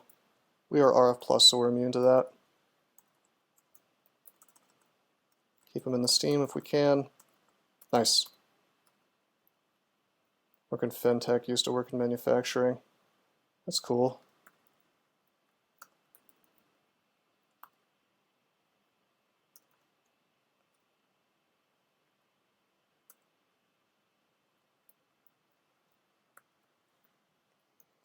I mean, I'd work anywhere where the people, like, A, don't have their heads up their asses, and B, don't get in my way, you know, too much.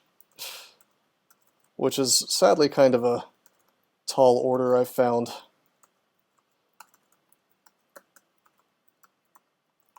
But I mean, my understanding is that if you want to work in the private sector in computer science, like 9 times out of 10, perhaps 99 times out of 100, you're going to be working for like the FBI, Lockheed Martin, one of these big places. Like, you're going to need a security clearance. I mean, I don't know if that's been your experience, but outside of like freelancing, I've never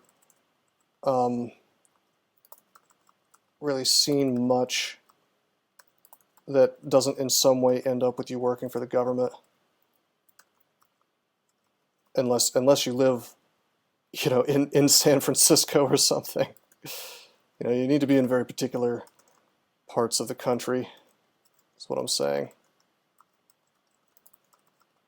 A few things about working in software. Most work in any sectors. Build fancy app on top of CRUD operations. Sure, yeah. Most organizations don't know what they need.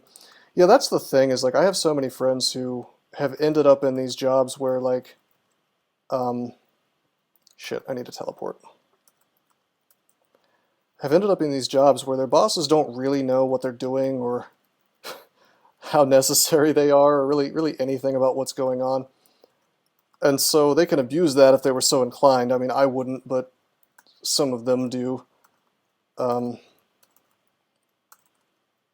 You know, and there are a lot of people who own businesses and need real computer science, you know, staff, actual software engineers and stuff, because, as you say, it's built on top of CRUD. Like,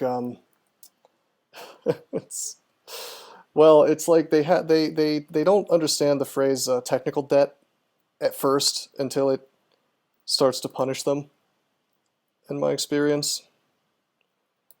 You must be on the East Coast. Good guess. Accurate guess.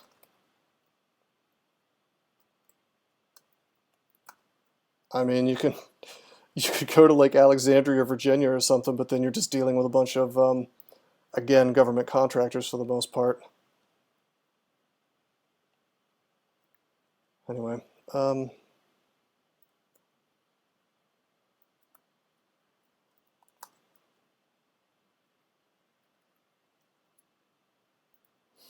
go down. Layer 4. Nice free stab on this spiny frog.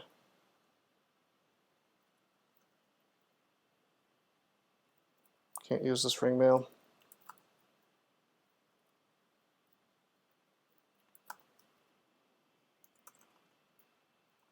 Wow. Technically it is not safe. Well, no.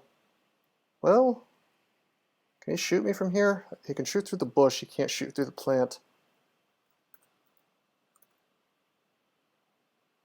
I don't think he can shoot me from here. Yeah, I mean, I gotta say, Aramet, just like having English as your native language really helps a lot, as from what I understand, if you're in the parts of the country where there are a lot of software engineering jobs. There we go. Ice Beast solves the problem for me. Oh, there's more. That thing can do 41 damage to me, so it can two-shot me.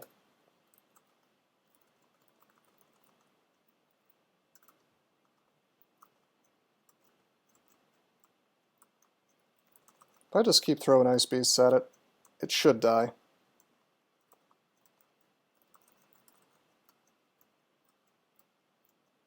Gotta concentrate on this for a second. There we go.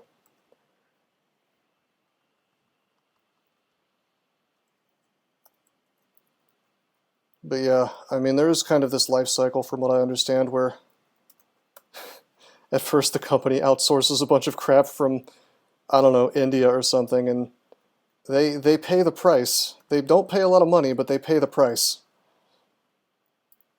when they realize that their code has been, well, essentially it's been built by the lowest bidder, and you can imagine the quality that comes from that.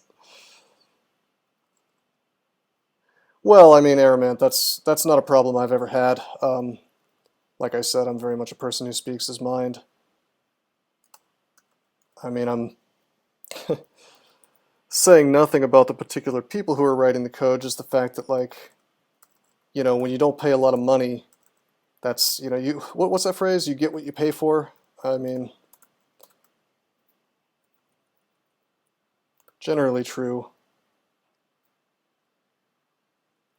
And of course, I mean, the thing about English is, I mean, you know this as well as I do, that, you know, programming doesn't really I mean, English is the language of programming, so to speak. I mean, it's very hard to without having a strong grasp of the English language, to be a good programmer, because most of the docs are written in English, you know, and most of the best, you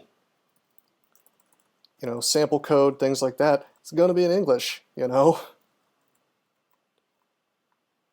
I once had to puzzle through some Russian documentation once, though, because there was this code that was like developed in the Ukraine or something.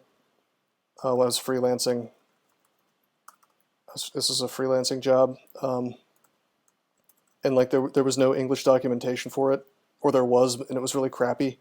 So I was like actually translating the Russian stuff to try to figure out how to do a certain thing with it. But I mean, that's the exception to the rule in my experience.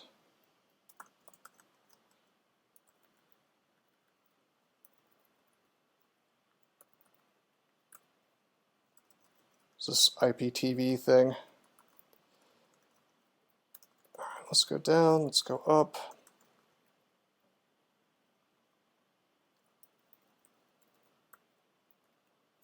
Down a different staircase. Whoa, let's not tab into this stuff.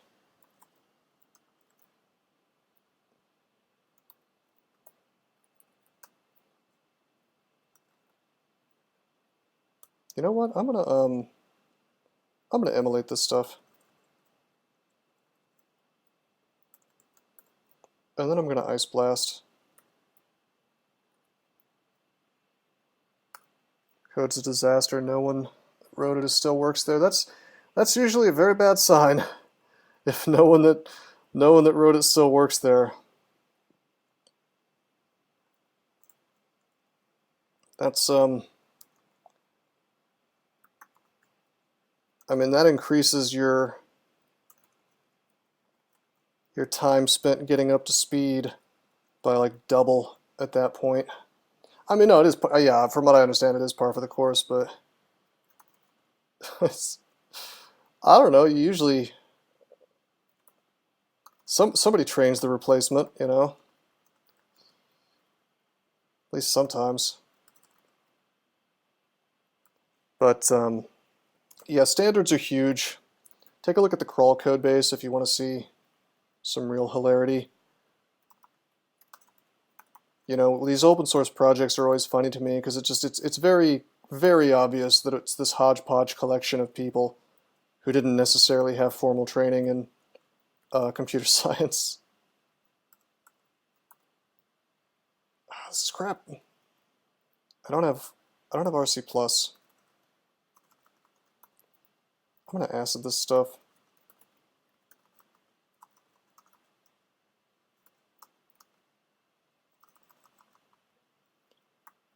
Well, I don't know. I've talked an awful lot about sort of the social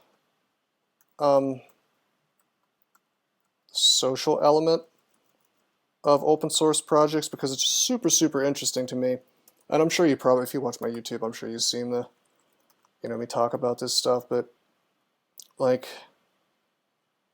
it is interesting how these projects tend to become this weird bureaucracy, which is sort of the opposite of what you would think an open source sort of free-to-play project would be. But you end up with, I guess what I would call it is, I don't know, politicians in charge of the project who sort of throw anybody out of the project who threatens them, you know, their tiny hegemony. So in addition to the sort of bad code that happens when you have just random people around the world building something with no standards, no enforcement of standards, no formal training in a lot of cases. On top of that, you've got this sort of very extremist political ideology being enforced as well. Like in DCSS, half the devs, as far as I understand it, were essentially driven out one by one, half the contributors, because they just had the wrong politics or pissed off the wrong person who happened to have more power than them, you know? And it's, and that's like, I think about it a lot, because I'm like, if I was ever going to run a project like this, obviously I wouldn't want that to happen. And I don't know, like, I have this suspicion that it's just inevitable in any project that doesn't have a leader who can put the kibosh on that. You know, it's a cancer, but it's just one that seems to always metastasize eventually. Low-paying or low-skilled jobs, sure. I mean, well, that's another thing. Is one of the, you know, like I said, I think about like why does this happen? One of the reasons is that it's free. You know, nobody's getting paid to develop DCSS. Nobody's getting paid to develop a game like Westnoth. You know, and when nobody's making money, you have to look at what's your motivation for doing something. Because I mean, nobody does anything for no reason. You have some reason that you're doing whatever it is you're doing. So, I mean, the way I see it, there's really only two reasons that somebody would put unconscionable number of hours into developing a game like this, and that's what it is. You really do spend an unconscionable number of hours. I'm sure you know that. As I said, I mean, I don't need to tell you how long development for stuff like this takes. But I mean, what's the kind of person who dumps so much of their life into developing a game like this? You know, people with not much going on in their lives end up getting involved with artificial issues. Yep, that's a good way to put it. They invent drama and power trips to feel important. Sure, agree entirely. Not saying it's intentional, probably subconscious. Well, I mean, yeah, aside from the fact that these people are probably not the most balanced sorts in the world, I don't know. I think they don't have a lot of power in their regular lives, and they want to lord it over people. And then there's, on the flip side of that, I'm sure there are people who are simply passionate about the project. Although I have to wonder, I mean, if you're really that passionate about it, why aren't you making your own game? You know? It's like you can't be that passionate about it if you're willing to, or maybe it's just like a person who's not particularly confident. They see a project that they really enjoy. You know, I'll give you an example, like, well, not the confidence side, but just like I'll give you an example of a person who enjoys DCSS and wants to contribute, and probably just doesn't like care enough to make his own game all like from scratch. Hey, STG Motu, yeah, you came in on. Well, see, there's another computer scientist here, so we're chatting about projects and things. But yeah, what I was trying to say is like my friend Doesn't really likes DCSS, you know, and I would say I think he's passionate about it, but he probably, you know, he's not so passionate about it that he would want to sit down and build a game like DCSS from the very beginning, you know, because really, who does? But like you'll see him doing things that are very, I would say, like generous, you know, submitting bug reports, submitting bug fix patches and various things, and what he gets from the dev team of this game is basically 2 middle fingers to the face, you know, and I think that he's got the patience of a saint, having put up with it for as long as he has. But I think, I don't know, I feel like the last straw for him, and I don't want to speak for him, I'm just kind of guessing here, was when he submitted a bug fix patch, and he included in the GitHub, in the PR, he included like a quote from the head dev of this game, where the head dev was essentially yelling at him for reporting the bug in this really, really nasty way. And so he just put that in the GitHub, and he's like, hey, nice PR, nice public relations, guys. just as kind of a putting them on notice to like, hey, maybe you should put a leash on this dude before he drives more contributors away. And the response to that was for another dev to actually edit his post, edit that line out, and then say, how did it go? This post originally contained passive aggression that is not welcome. And it's like, that's not passive aggression. That's really a really direct sign that maybe you should like act better. And remember, the context of this is that Doesn'tHe was submitting a bug fix, like an actual patch to fix a serious, actually what I would call a serious problem, which was that that was the thing that happened during my stream a while back, where Avatar Song could tag you even if it looked like you were immune. So, I mean, at that point, he sent this reply that was basically, you know, you guys are behaving insanely, is how I would put it. That's not how he put it. You know, he was actually very diplomatic about it. It was better than I could do. Essentially saying, you know, if you're going to treat contributors like this, I'm not inclined to really do any more work for this project. And I mean, I can't blame him. Can you? It's outrageous to me that you could treat somebody like that, you know, when they're giving you code for free, you know. Tribalism, pretty much. Well, that's the thing, is like, as far as DCSS goes, as best as I can figure it, the dev team is largely a team of like, it's like being in what I imagine a high school like Mean Girls rowing team would be like, you know, just like constantly bickering or something like that, you know. You race DCSS dev on turn 1, you will hear bruh X99, and then Zom will personally kill you on turn 2. Yeah, so that's what dealing with these people feels like. A click, yeah, that was the word I was trying and failing to search for. Yeah, it is very clickish, and you know, it's not about who makes the best code. It's not about who produces the best art. It's not about who, you know, has the best ideas for development. It's about who plays the politics game the best. And you're never going to have a very good product when that's the atmosphere of a development team for anything at all, you know? So that's my philosophy hour for the day.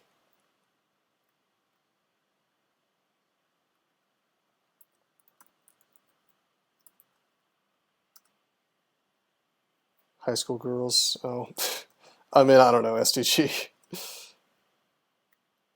I don't know, I like to talk in metaphors. I don't know if you've noticed that, but pretty common thing for me. Do we have a spell that would help with this? Oh yeah, we do. We have Summon Forest online now. Owned.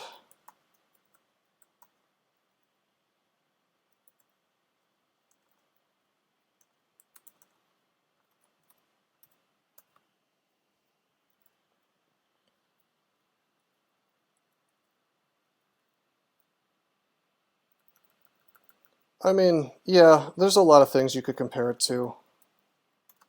None of them good. I'm trying to pull this dude. I don't want to get blasted with his breath, even if I do have RC. There it is.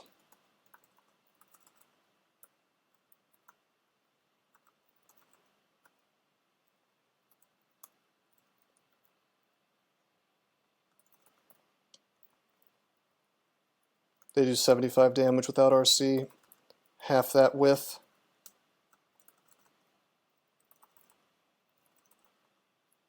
Damn, dude. Okay. In one-shot territory. Bailing on this fight.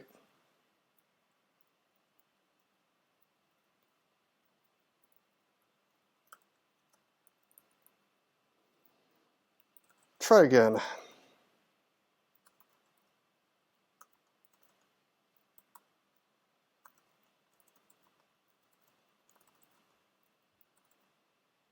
Oh, blast of the Dryad. Try to do this without wasting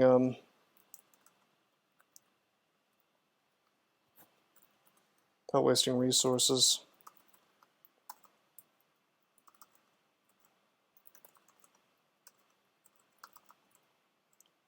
Might seem weird to use Ice Beasts, but they can kill it. You know what? I'm gonna Descent. It's fine. Yeah, they're not actually Berserk STG. They're it uses the same icon for. I mean, your guess is as good as mine as to why they use that. Probably just convenience. But it just means the trees are doing damage to enemies. Alright, Aramet, have a nice night. Thanks for coming by, man. Thanks for the bits.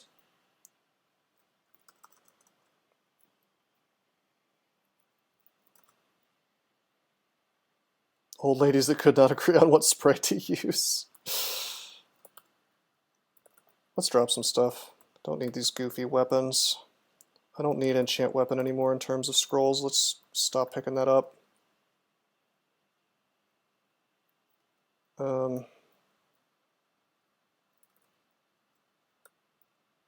Amulet of Regen. Actually, what am I doing? I'm going to keep Guardian Spirit on.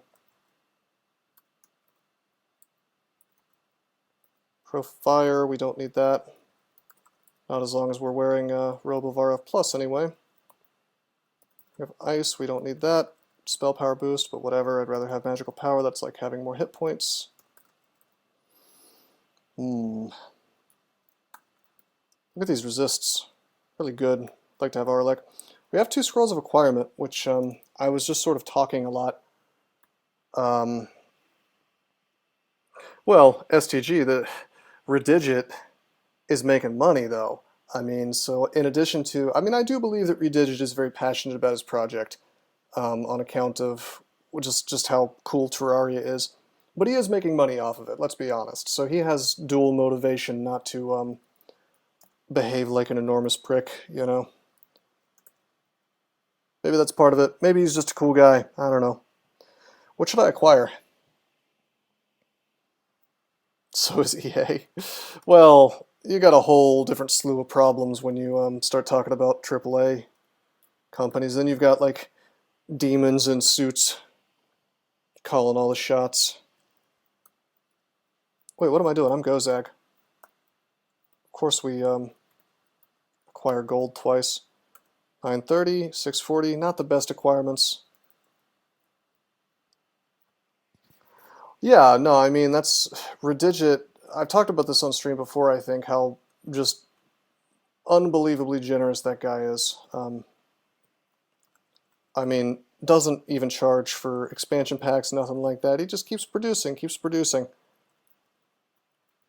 $10 for a game with 8 years of content, pretty much. Totally above and beyond the Call of Duty, so...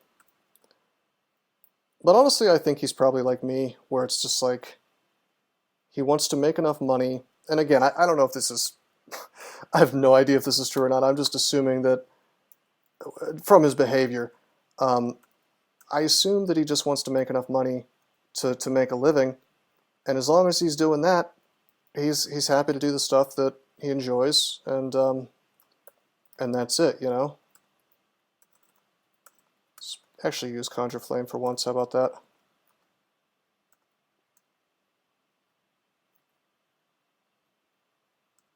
These guys could wreck me.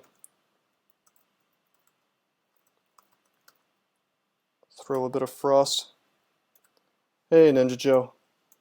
Yeah, no, we just finished, well, we're about to finish Lair. I mean, you missed the early game, but surprisingly, we had a pretty easy early game. I mean, of course, we had our foibles with early game priests, as we always do. That's a mark.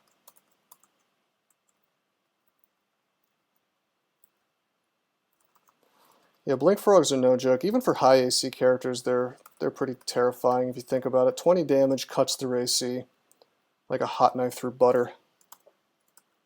Okay, we got marked on this floor. Oh god, that's a lot. Bad staircase, bad staircase.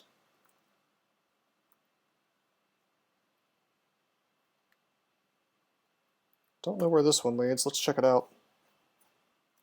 There's some stuff here.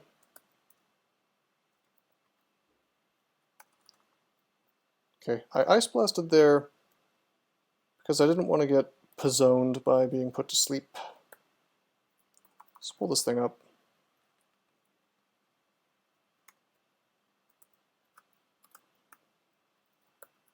Is there a hatch? Tell me there's a hatch. Let's take the hatch. Okay, hatch is not bad. Could have been bad. We had all three staircases kind of occupied territory. Is this Frog Pond? Ah, this is Frog Pond. That's why this is such bullshit. I was like, what is this strange annoyed feeling that I'm feeling? Oh, it's Frog Pond.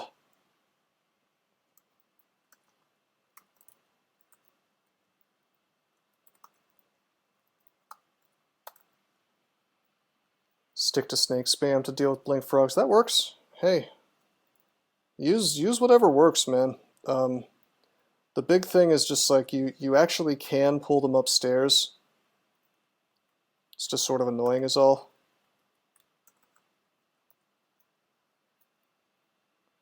No, this is not the one with the mermaid in the middle. You are thinking of Gamma Funk Water Temple. Also, I just screwed up. I didn't mean to. I forgot that you can't throw frost through Conjure Flame.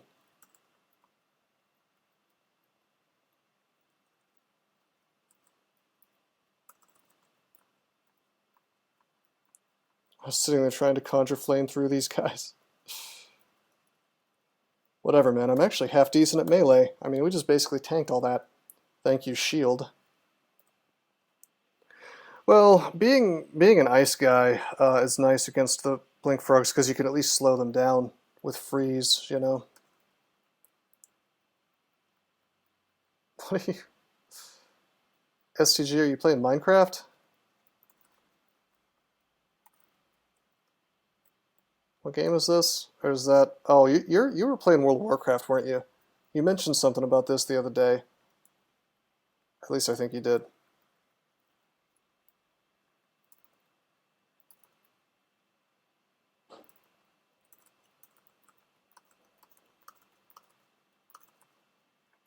Let me,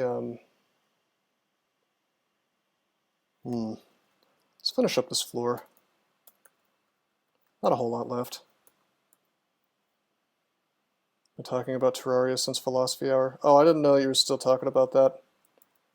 Alright, 165 ore from a type of ore that only tends to spawn 2 to 7 ore veins. So did you just get into hard mode and you're trying to get the hard mode types or whatever?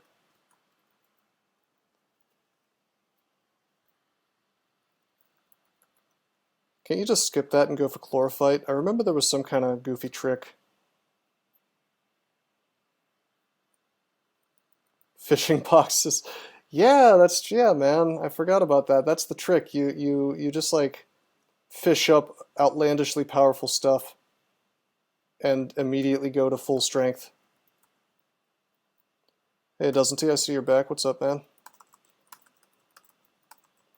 I mentioned you a minute ago. Maybe your ears were burning.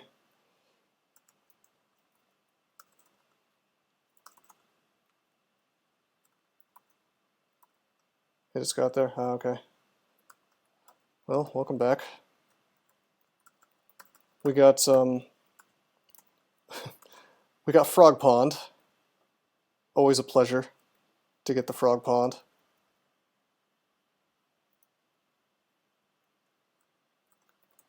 By pleasure, I mean sort of horrible.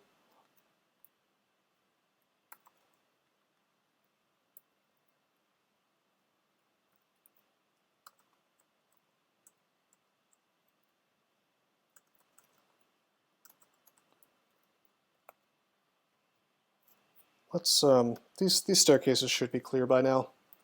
We spent an awful lot of time on the floor. Not an awful time, not too awful. Let's not pretend that we're a big boy tank though with our 8 AC.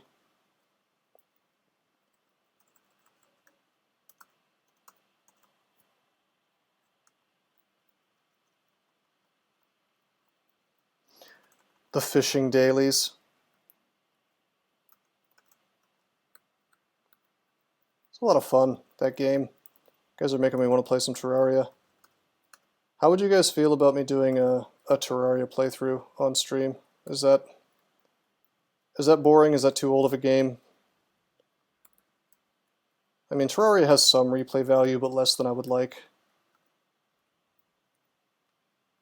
Paralyze Uru, get the stab. Terraria speedrun. Well, that I'd have to train for if I wanted it to be any good. What, Ninja? Wait a minute, that's not ice? Are you referring to the fact that I was using Conjure Flame?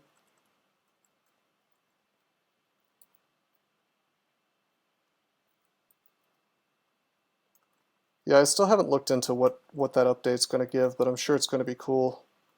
I mean, if you read... Actually, you know what? I actually have read a bit of the things that Redigit has said, and if you ever read any of his reports on what he's working on, you can tell that it's like it's not just a job for him, it's like he's actually passionate about it, you know. 3 classes, challenge runs, base building, the fact that it's fun to play, replay value is fine. Yeah, I guess I'm kind of thinking of like older versions of the game where that wasn't necessarily the case. Although, let me, the confusion might be from the fact that like the way I play this game, the way I played Terraria was, it was such a way that I sort of sucked out all the replay value, insofar as I played as all the classes as I was leveling up just to see what they were like. Try doing throwing only, I dare you. Doesn't sound so fun. Although I remember you could use, God, what was it, Ninja Stars or something? To cheese through some of the really early bosses.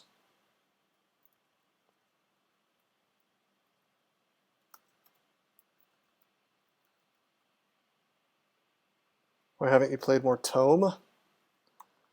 I mean, I didn't really have anything against Tome. I played it that one time on YouTube, and I'm sure you're probably referring to that. It doesn't run so hot in a virtual machine, and I actually don't have a Windows machine right now. I was waiting for the new Ryzens to come out. I was gonna build a Windows box just to screw around on. Somebody told me that Tome's add-ons were built in this like hilariously vulnerable way that would allow people to essentially do whatever they wanted on your system, which doesn't really surprise me that much. So I didn't want to run it outside of a virtual machine anyway, and that's I just couldn't get it to run nicely. Yeah, Sheila in the Tome Discord keeps trying to tell me that that's just completely like a myth, but I saw I saw the posts about it, and Doesn't He Hear is talking about it, and as much as I dislike Minmay, you know, there seems to be a lot of agreement that something like this happened, something in the ballpark of truth is happening with regards to all that. Now, I don't know if that problem's still around, but I really didn't like the sort of coy response they gave to the controversy, which was like, I don't know, maybe. Did this vulnerability exist? Who knows, wink.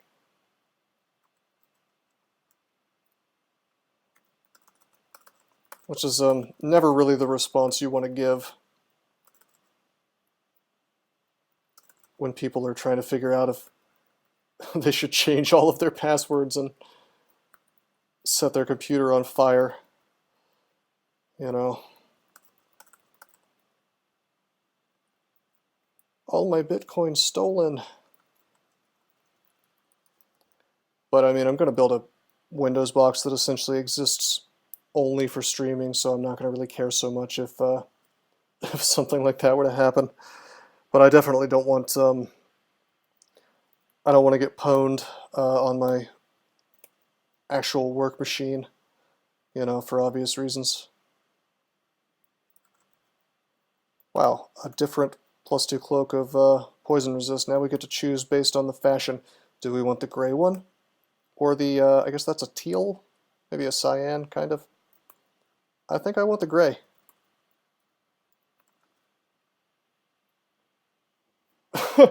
My Reddit account. We aren't spying on you. Uh-huh.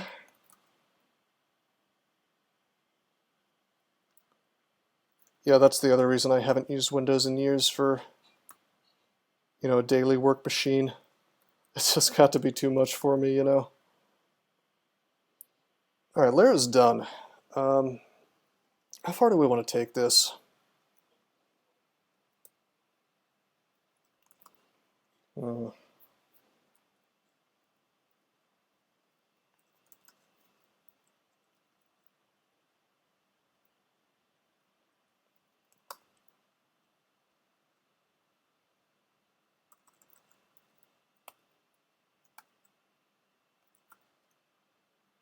What's the best god for DrTm? I mean, I'm going to sound like a broken record here, but probably Gozag. I mean, Gozag's just the best god for just about anything that's not a ghoul, troll, felid, or kobold. And probably felids could get away with Gozag pretty easily, too. Can I use blade hands with a large shield? You can, but the shield goes away. So it's kind of redundant, kind of silly. Like, you can't actually have it active. You can cast it, but you can't have the shield turned on at the same time, so to speak. You need to Orc Sorcerers, 8% Paralyze. Let's wear these Quicksilver Dragon Scales. Oh, Artifact Amulet. I'm going to try it on. Regen, MP, RC+, RN+. That's pretty sweet. But I think I'd rather have 38 more hit points.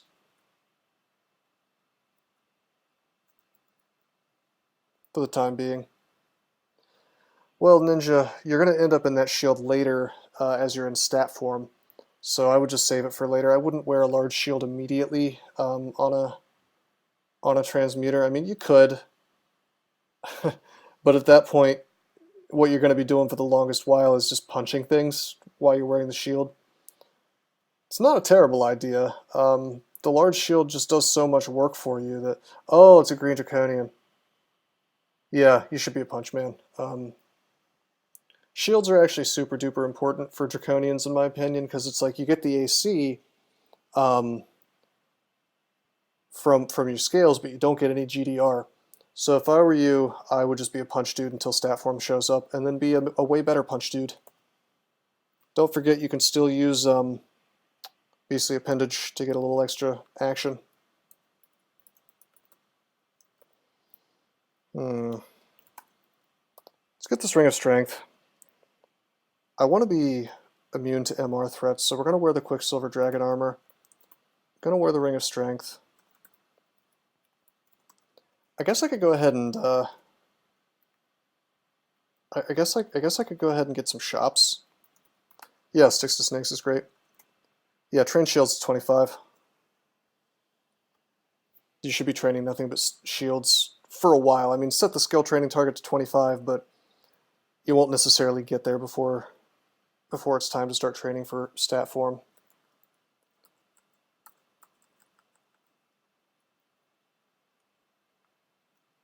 It's a book with Meph Cloud. Wait, hold on a minute. Okay, we got shafted.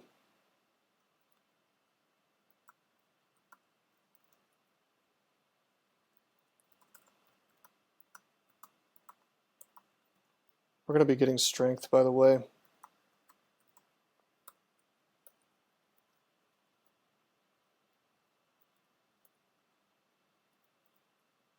Stab, stab, nice. Should I magic map?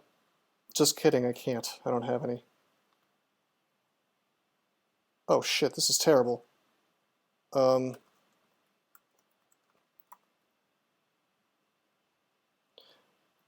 That was Summon Forest. You get this little dryad guy, a bunch of walls turn into trees, and then the dryad casts Awaken Forest, which makes the trees do damage to your enemies every single turn. It's very strong. Anyway, I want to be off this damn floor.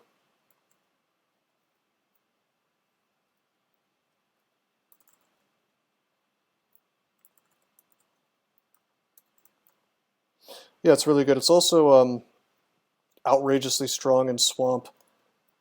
Sadly, we got the meme combo Shoals plus Snake Pit, which I'm not particularly pleased to see that on a Spriggan.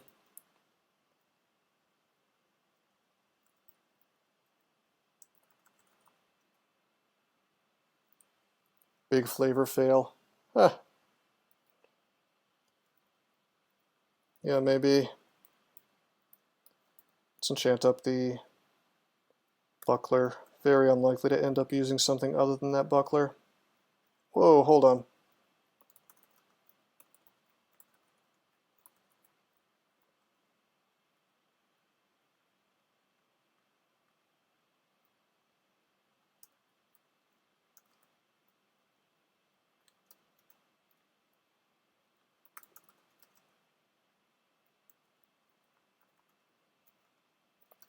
A lot of damage possible here.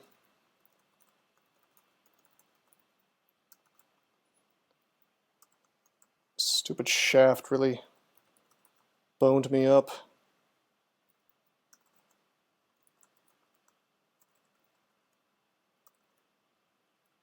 And we can take something like 65 damage from Cyclops, so obviously I didn't really want to be hittable by him.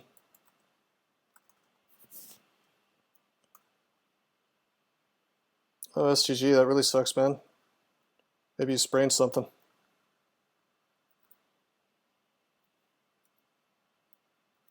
Yeah, I can't remember the last time I got to do Swamp either.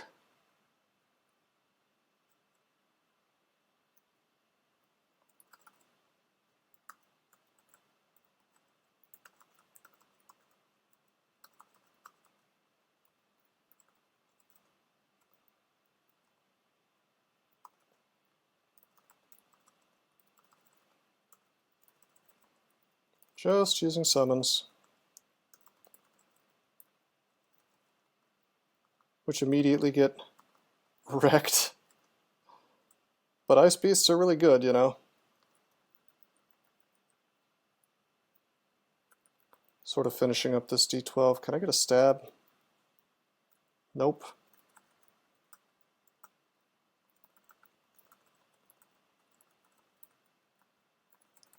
A lot of gargoyles on this floor, which is kind of scary. I think they can do like 45 damage, maybe?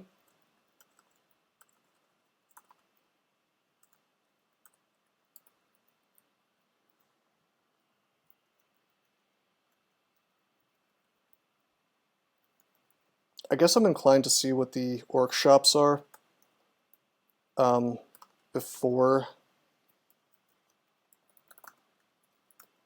I start summoning shops of my own. I mean, that makes sense, right? Gargs can be a pain for mixed stab builds. Yeah, but we got Summon Forest, so it's not so bad.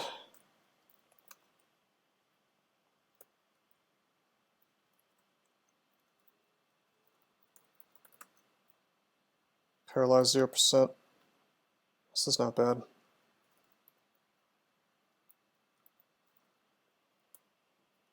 I want to emulate this stuff.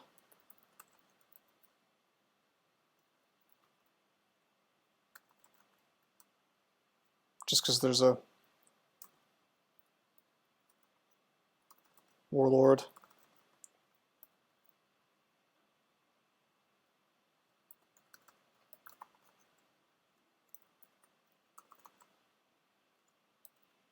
Do I know who Demise is? Yes, I do. He is not exactly my biggest fan.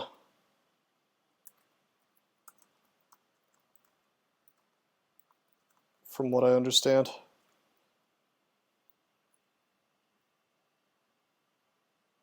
Let me, let's Let's just do this kill hole. I made a lot of noise, it's fine though.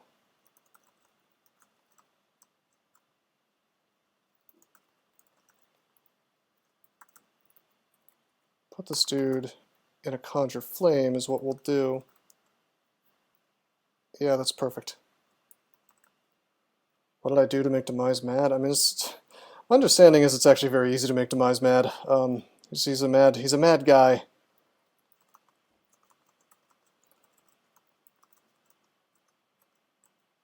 I think. I'm banned from his Discord. I may or may not have said something unkind to his friend Checkers. Make Enchanted Forest an alternate spawn for Salt Flat? That'd be interesting, yeah. Maybe. I'm not going to say what I said on stream, but he 100% deserved it.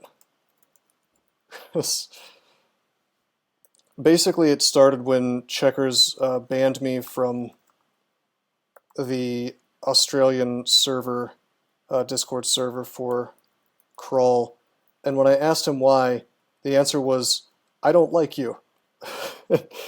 And I was like, oh really? Okay, that's a good reason. And when I tried to get him to give me a straight answer as to like, I was just like, wow, do you think that's a mature thing to do? He was essentially like giving me this sort of mealy-mouthed runaround. And so I said a few words about my thoughts on my opinion on his behavior.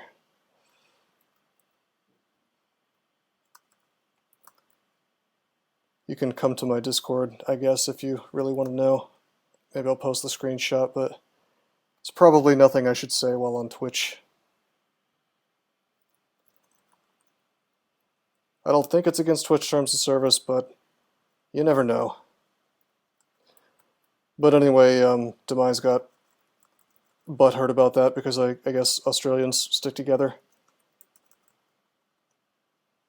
No, that is not what I said. STG. First of all, that wouldn't even really make sense, because as far as I understand it, Demise is white, but on the other hand, I read that Charlie Sheen used to call the white women he was with by that word, so just use the Discord command, like !Discord. It'll post a link for you. That's not even remotely close.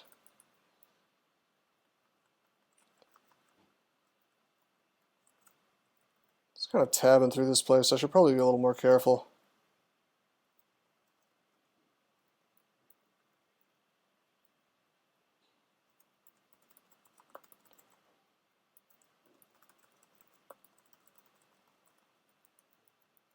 -4 gloves of integrity, strength +6. You know, believe it or not, there are characters that would want to use that. Not many, but they do exist. Few and far between. I might consider wearing that on this dude just so he could have the Quicksilver Dragon arm and still Quicksilver Dragon armor on and still have good cast rates. I mean, I'm suffering a little bit with this 22% fail Ice Beast. Kind of a shame, you know.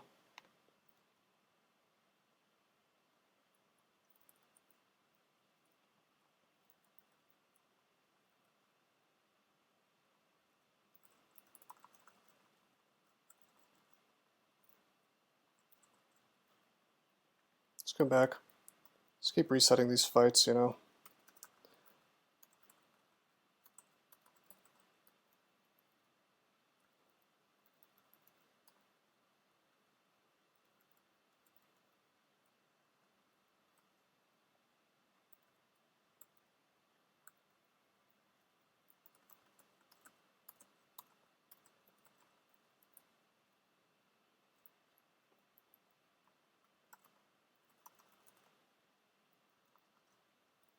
We don't exactly have the power to just tab through everything in here non-stop. but almost. Can't be paralyzed, so it's reasonably safe.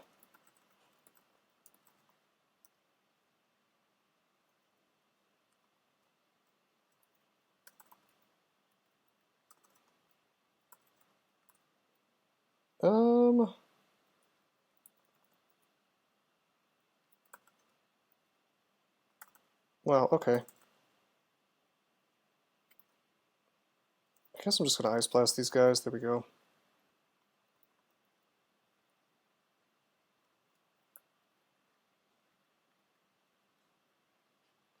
Problem is that even basic orc warriors can do 20 plus damage to me. Now that is a very great name, NGMat. If I found a weapon like that and it was remotely viable, I'd probably ascend with it at least. Maybe even try to use it the entire game.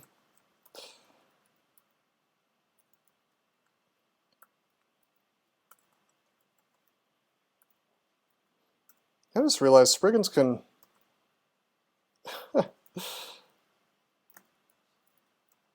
Spriggans can lure things sort of indefinitely through flames. If they were so inclined. See that? Just like flame, flame, step, flame. You know, it's outrageous. Take translocations to 20. C-Blink's available, I might as well get it. You know, 94%, but that's in Quicksilver Dragon Scale.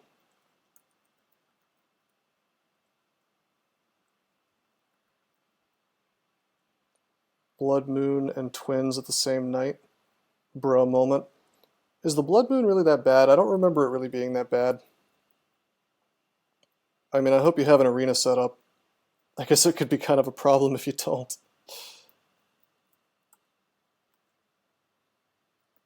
It is early game.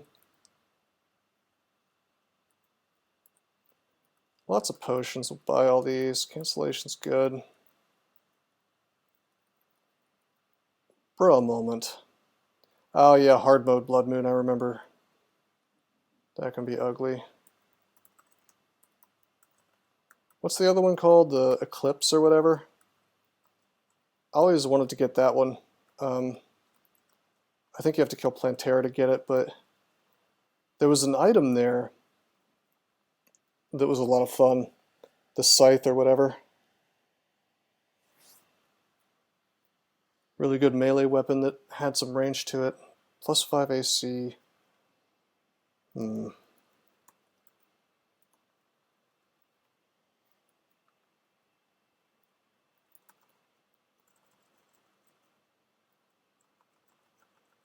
Just have this stuff.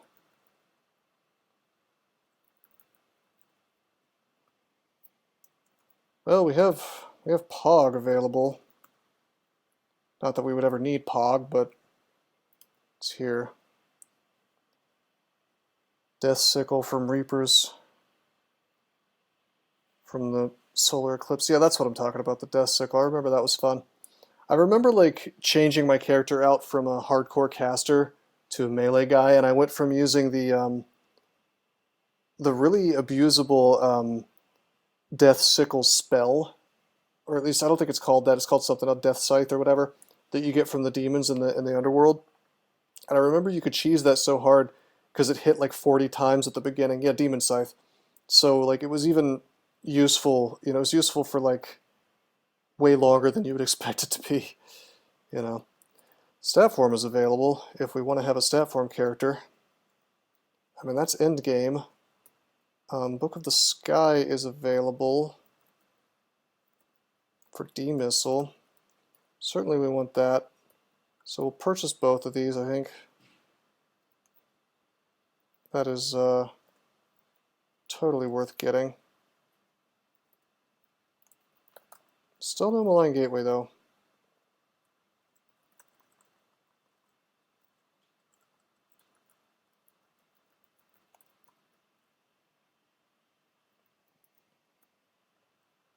The Daedalus Bow, just found in early hard mode and it's used for the rest of the game, up to, including, and past Moonlord. Where do you get that? is that the thing you get from the Halo or whatever?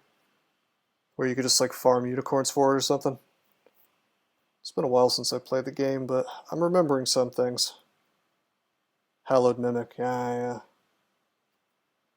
Why do I have this stuff memorized still? I didn't even play that much Terraria. Like, I finished it maybe a couple times. Maybe just once. Underground Hallow in 1.3. I remember I was dating this girl and playing Terraria with her, and I didn't know how to get the Pigron, and she looked this up for, she looked it up. I didn't even know the Pigron existed, actually, the mount. She looked it up, and she just like did nothing but fish for like an hour and a half, and she fished up the Pigron mount, which I think only spawns in like the area between the Crimson and the Snow, and you have to like fish it up in water that exists there, something like that. She was so pleased. Yeah, the UFO mount is better, but she was very pleased with the Pigron. It's a very cute Pigron. I don't know, credit where credit is due. It was good. But yeah, I was never able to RNG out one of those, I remember that much. The UFO is a lot better for boss fights and whatnot. Anyway, this is the end of Orc. We have 7,000 gold. We have Ring of Protection sitting there. I'll probably buy that next time. Probably get some shops next time. I'm going to take a break now, at least until tomorrow, because that'll give me some time to sort of think about what it is that I want to spend my money on. Character is in a really good spot. With the Guardian Spirit Amulet, we've got over 100 hit points, so that's really helpful. We're not about to get one-shotted by really anything. I don't even think that... And we can check Deep Elf Annihilator. Good thing to check since we might very well be going to Elf. 3d4, 3d34, 94, 98, 102. Yeah, so we can't be one-shotted by Deep Elf Annihilators. We don't quite have, if you add these two numbers together, it's only 115, so technically we could still get one-shotted by like a hasted Deep Elf Sorcerer. It's just not super likely. But nevertheless, I feel pretty good about the character. I think that we could probably do Elf early like I did last time I played a Spriggan. But it may not come to that. I mean, we've got all kinds of tools. We've actually got Lightning Spire. I should go ahead and get that immediately. Got Deflect Missiles. Probably go for that. I mean, I don't know. Got a lot of really good stuff. I probably have too much translocations. But I'll reevaluate everything off camera and we can sort of go from there. Anyway, I want to thank you guys for coming by the stream. Always appreciate it. Gonna have a good rest of the run maybe tomorrow. But until then, I am signing out.